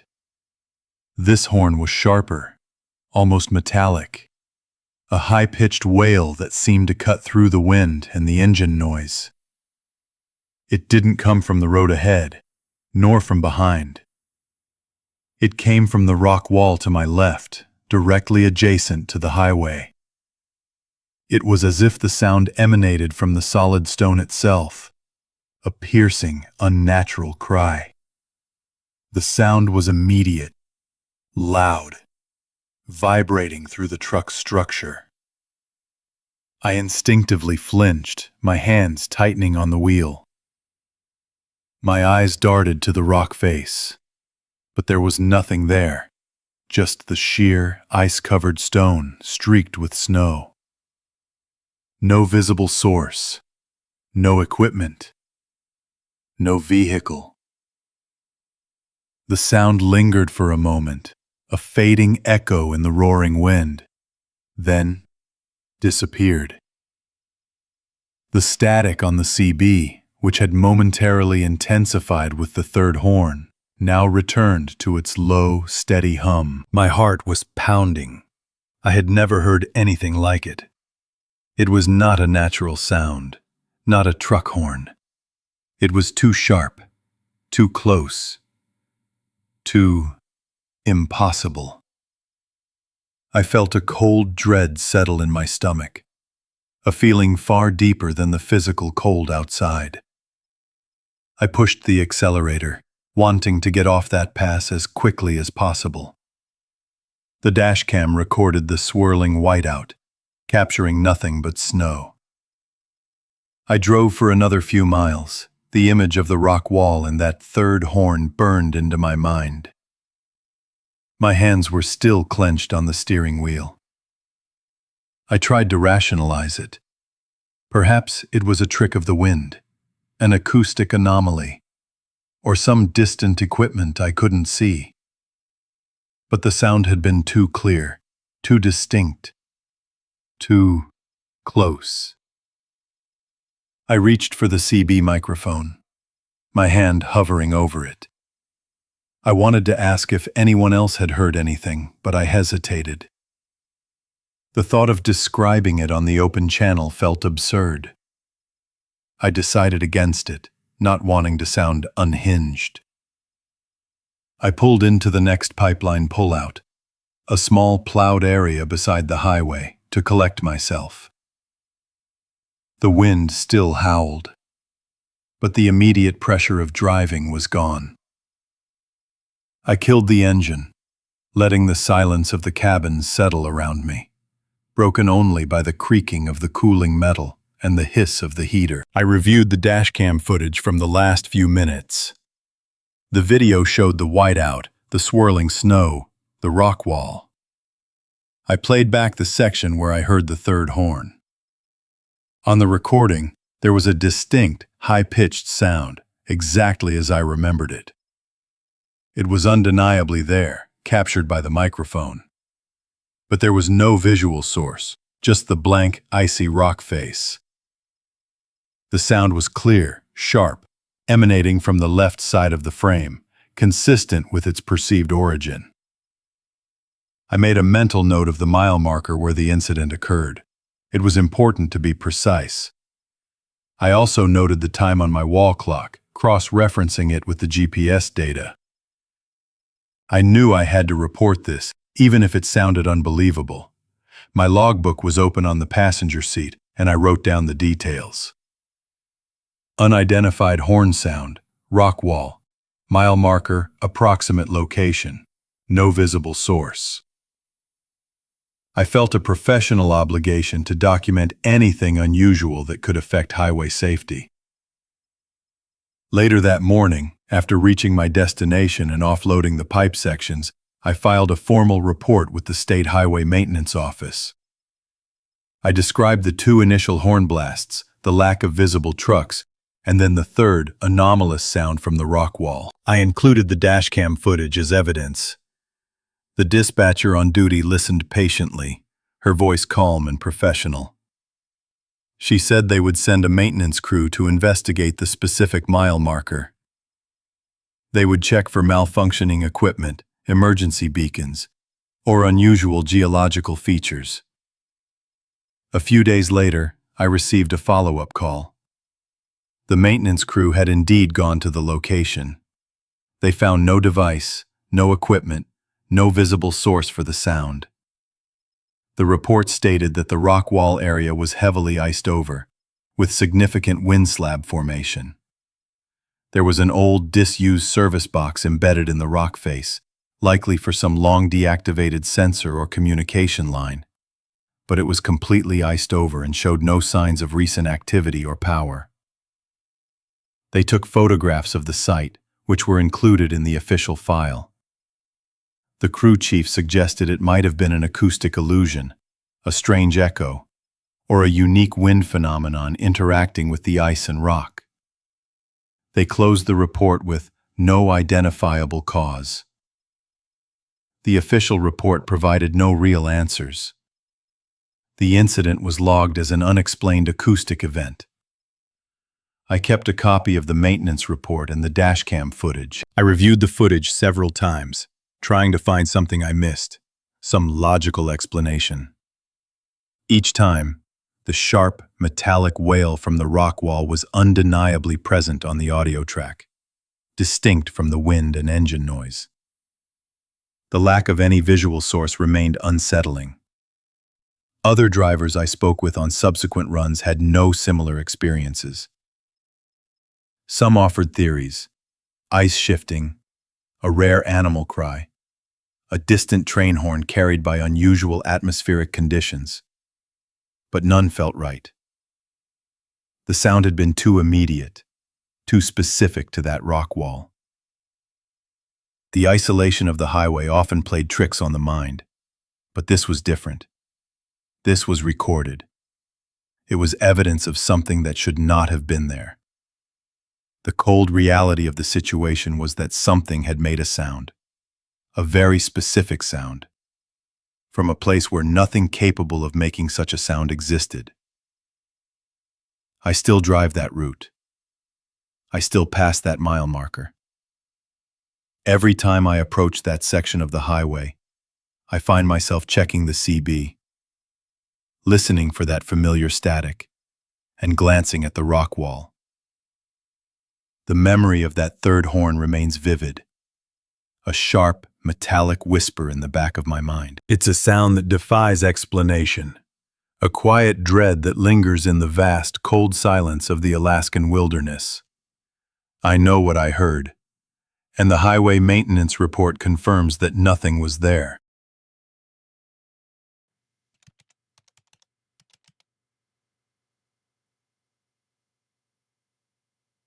I was a rookie driver on my first full winter run up the Dalton Highway.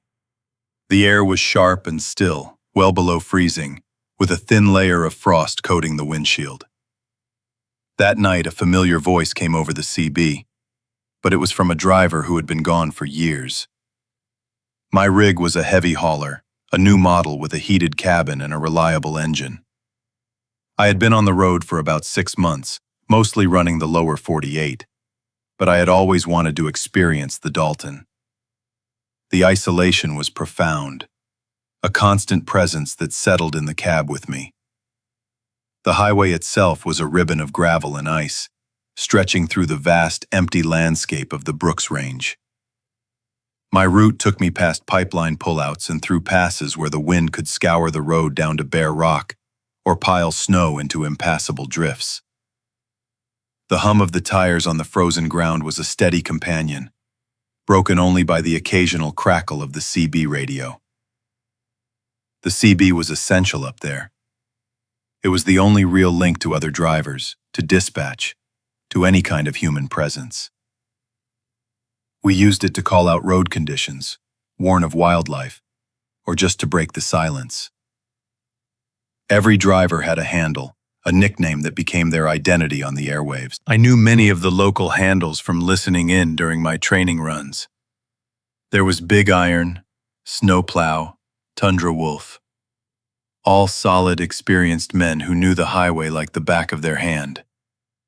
I was still just rookie to most of them, and I was fine with that. I was learning. The first time I heard it, I was approaching a long, sweeping curve just north of the Adigan Pass. The sun had set hours ago, leaving the sky a deep, star-dusted black. My headlights cut a tunnel through the darkness, illuminating the occasional frost heave that could jar the truck violently. The air temperature gauge showed it was well below zero. I had the heater hissing steadily, keeping the cabin just above freezing.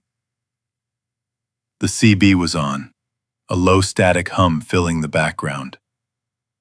Then, a voice cut through the static. It was calm, clear, and distinct. Iceworm at mile marker 342. Road clear, some wind slab on the shoulders. I blinked, my hand instinctively reaching for the microphone. Iceworm. I knew that handle. It belonged to an old-timer, a legend on the Dalton. But he hadn't been on the line for years. I had heard stories about him during my orientation.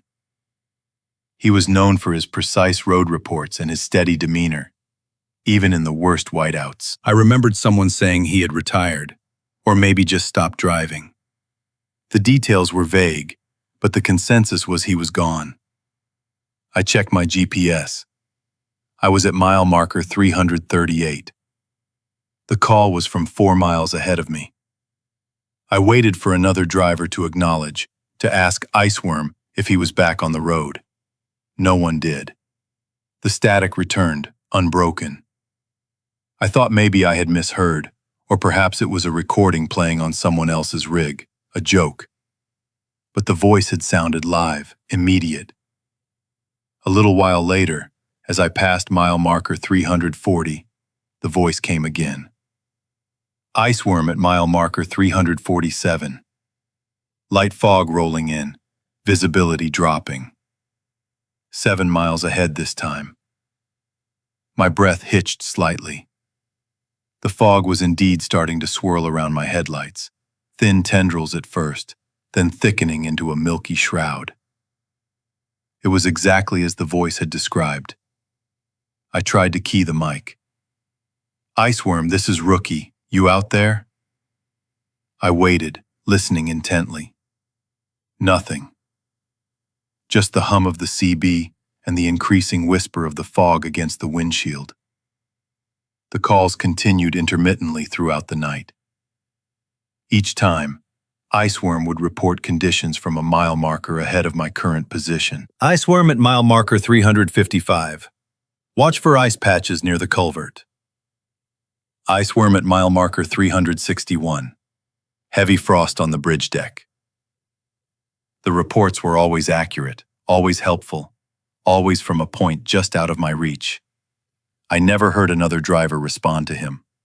It was as if I was the only one who could hear the transmissions. The isolation of the highway began to feel different. It wasn't just the physical distance from others. It was a deeper, more unsettling kind of solitude. The cold outside pressed in, and the heater's hiss seemed to amplify the silence between the phantom calls. I kept glancing at the red blink of the CB's transmit light, half expecting it to flicker in response to my unanswered queries. My dashcam was recording everything, as always. I made a mental note to review the audio later. I wanted to confirm what I was hearing, to find some logical explanation. As the night wore on, the fog became a dense whiteout in places. My speed dropped significantly. The road was treacherous, and the constant calm reports from Iceworm became a strange, unnerving guide. He was always there, always ahead, always warning me of what was to come. The thought that he might be a real driver, somehow invisible to everyone else, was unsettling. The alternative, that I was hearing a ghost, was even worse. I focused on the road, on the faint trail of the highway and the swirling white, trying to ignore the growing dread in my stomach. The cabin felt colder despite the heater, and I found myself pulling my jacket tighter around me. The only sound was the engine, the tires, and the occasional disembodied voice. When I finally reached the next pipeline pullout, a small gravel area where I could safely stop, the first hint of dawn was painting the eastern sky a pale gray. I killed the engine, plunging the cabin into a profound silence, broken only by the ticking of cooling metal. I grabbed the CB mic and keyed it one last time. Iceworm, if you're out there, this is Rookie. Thanks for the reports. I released the button. No response. I immediately called dispatch. The dispatcher, a woman named Sarah, sounded tired but professional. I gave her my location and reported the road conditions. Then I asked, Sarah, is Iceworm back on the line? I've been hearing him all night. There was a pause, a longer one than usual. Iceworm? She asked, her voice flat. No, Rookie. Iceworm hasn't been on the line for 6 winters, not since his rig went off the embankment near mile marker 365. My blood ran cold. Mile marker 365. That was one of the last locations Iceworm had reported from, just before I had reached the pullout. I described the calls, the specific mile markers, the accurate road conditions. Sarah listened, her tone shifting from weary to concerned. She asked me to upload my dashcam footage and the CB audio recording as soon as I had a signal. She said she would check the wrecker logs and any old SAR notes. Back at the depot, I uploaded the files. The dashcam video showed my truck moving through the fog and frost. The audio, however, was clean. There was no voice on the CB channel, only the static hum.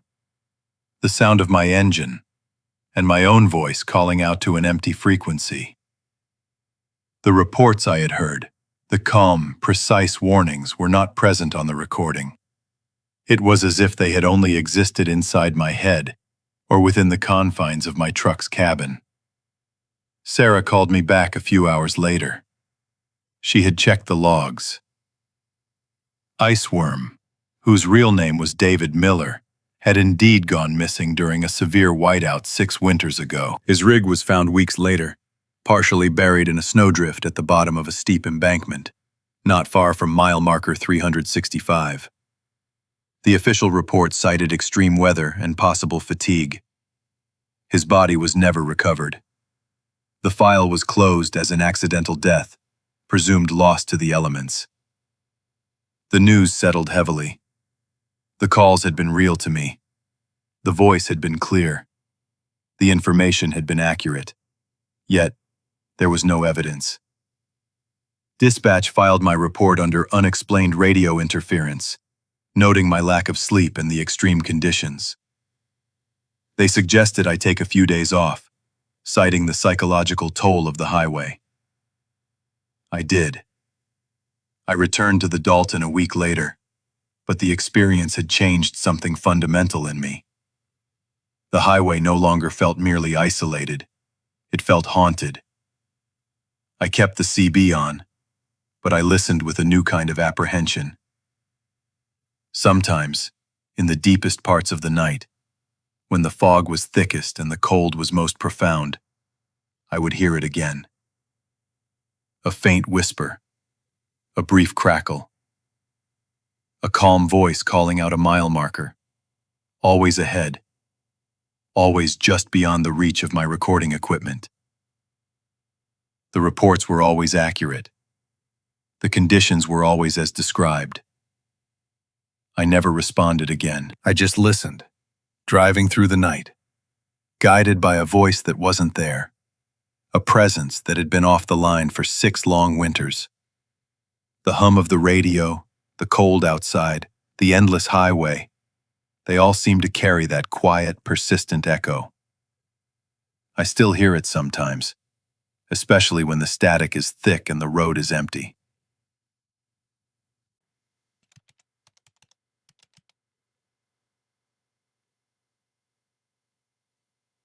I was a long-haul driver, moving specialized equipment across the Northern Territories.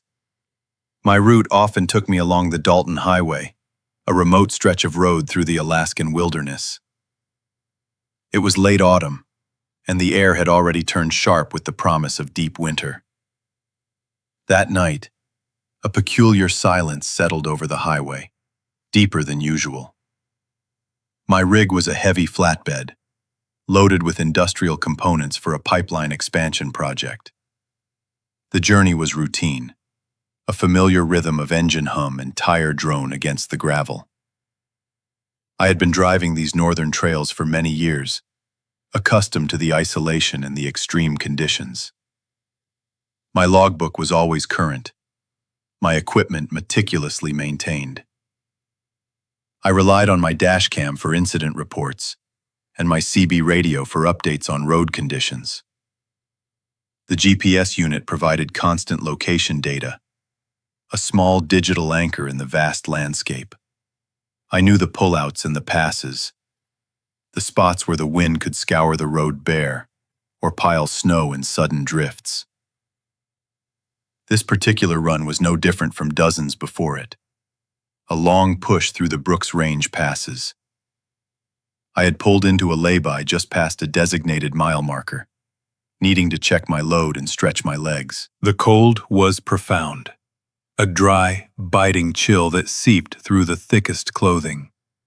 My headlights cut through a thin, swirling fog that had begun to gather, making the air feel dense and heavy. The engine idled, a low, steady hum, and the heater hissed softly in the cabin.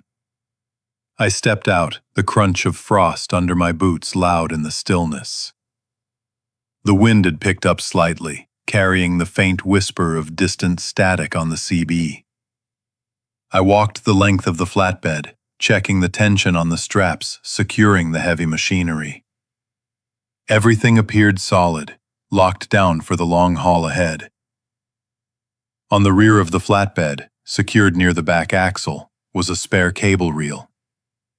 It was a large, industrial-grade spool, made of heavy steel, weighing several hundred pounds. It stood upright, strapped tightly to the bed, with a thick, rope-like handle tied to one of its spokes. This handle was meant to keep it from rotating during transit, a redundant safety measure. I had checked it at my last stop, and it had been secure. As I walked past it this time, my headlamp beam swept over the reel. It was still, solid, and cold to the touch. I continued my inspection, moving around the back of the trailer, checking the brake lights and the license plate. The air felt colder now, and the fog seemed to thicken around the periphery of my headlights. I finished my walk-around and was about to climb back into the cabin when something caught my eye. I had turned to face the rear of the trailer one last time, a habit born of caution. The spare cable reel was no longer perfectly still. The heavy steel spool had rotated. Not much, perhaps a quarter turn, but enough for the tied handle to be in a different position. I paused, my breath misting in the frigid air. The wind was a steady presence, but it was not strong enough to move such a heavy object. There was no slope to the ground. The lay-by was flat and level. I walked back to the reel, my boots crunching on the frozen gravel. I reached out and touched the steel. It was still cold, unmoving. I checked the strap again. It was taut. The handle was still tied. I considered the possibility of a shift in the load, but the other components were massive and showed no signs of movement. I dismissed it as an optical illusion, perhaps a trick of the fog and the low light. I climbed back into the cabin, the heater hiss a welcome sound. I settled into the driver's seat, adjusted my mirrors, and checked the dashcam display. The small screen showed the road ahead, illuminated by my headlights. The fog now a solid wall of white. The time code on the display was running normally.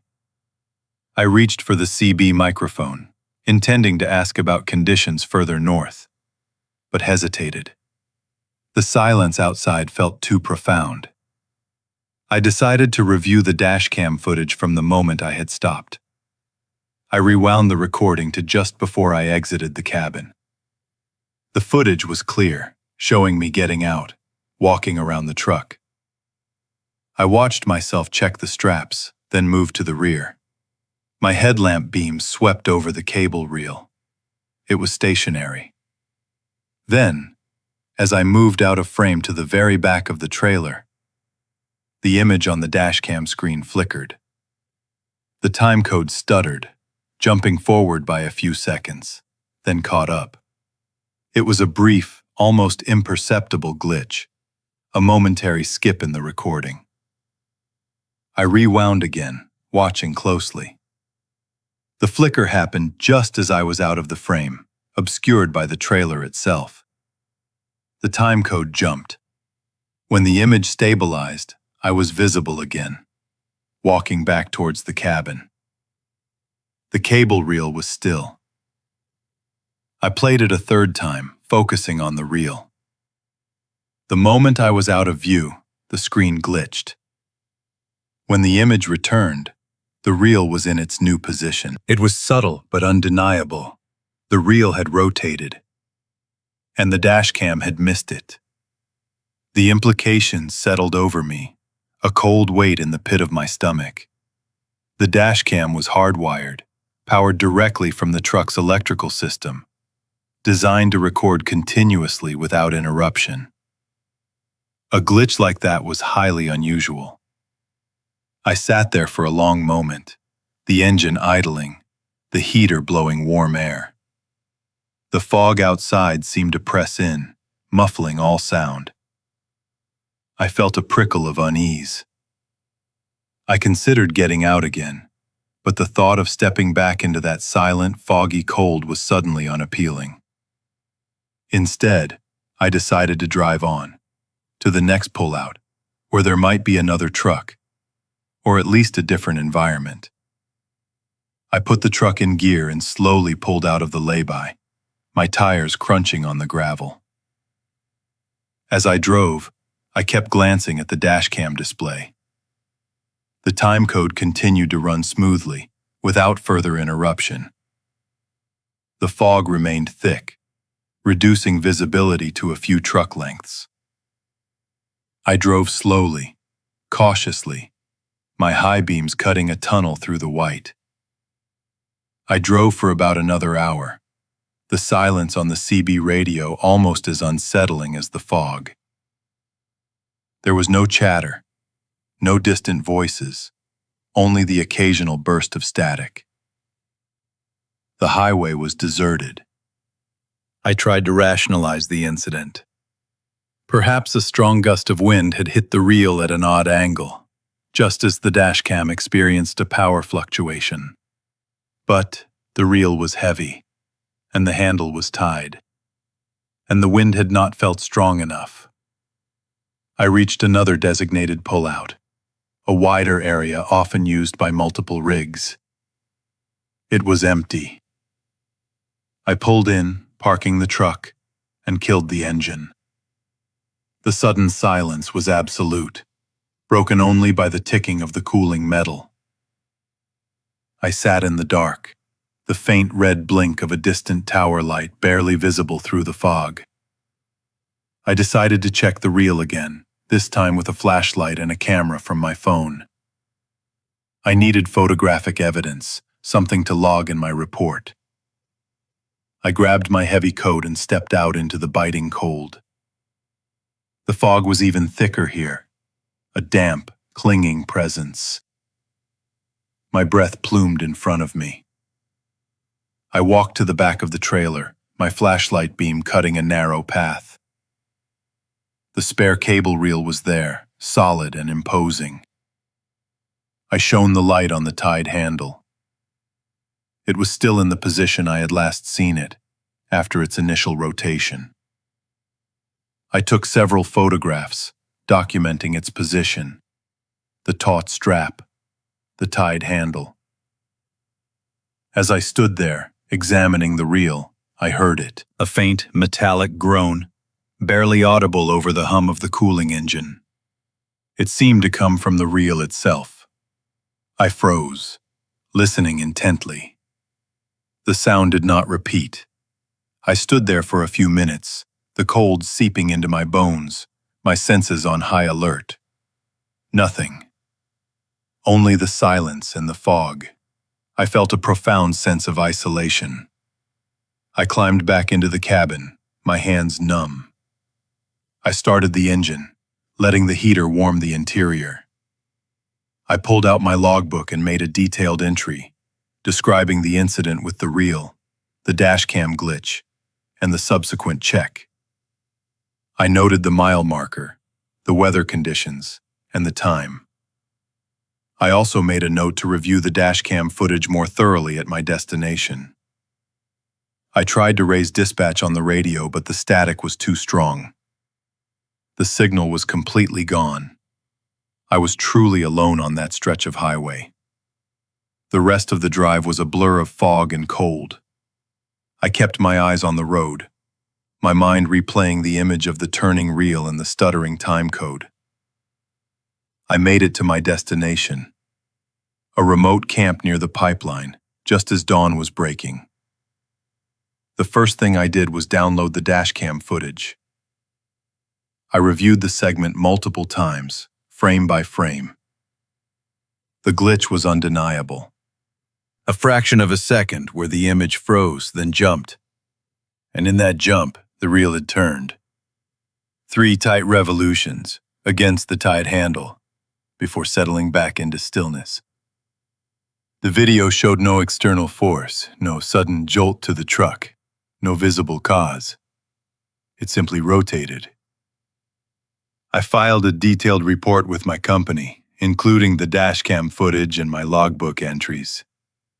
The maintenance crew inspected the truck, checking the electrical system, the dashcam unit, and the securing straps on the reel. They found no faults. The dashcam was functioning perfectly. The straps were intact.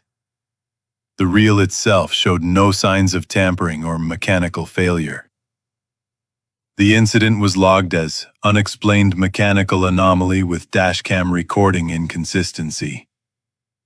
It became a file in the company's records, a peculiar footnote in my long career. I still drive the Dalton Highway. I still check my load meticulously. But now, every time I pass a lay-by in the deep cold, especially when the fog rolls in, I think of that spare cable reel. I remember the silence, the cold, and the way the time code stuttered. I remember the 3 tight revolutions, seen only in the gap of a recording. The memory of it sometimes feels like a whisper in the back of my mind, a quiet hum beneath the engine noise.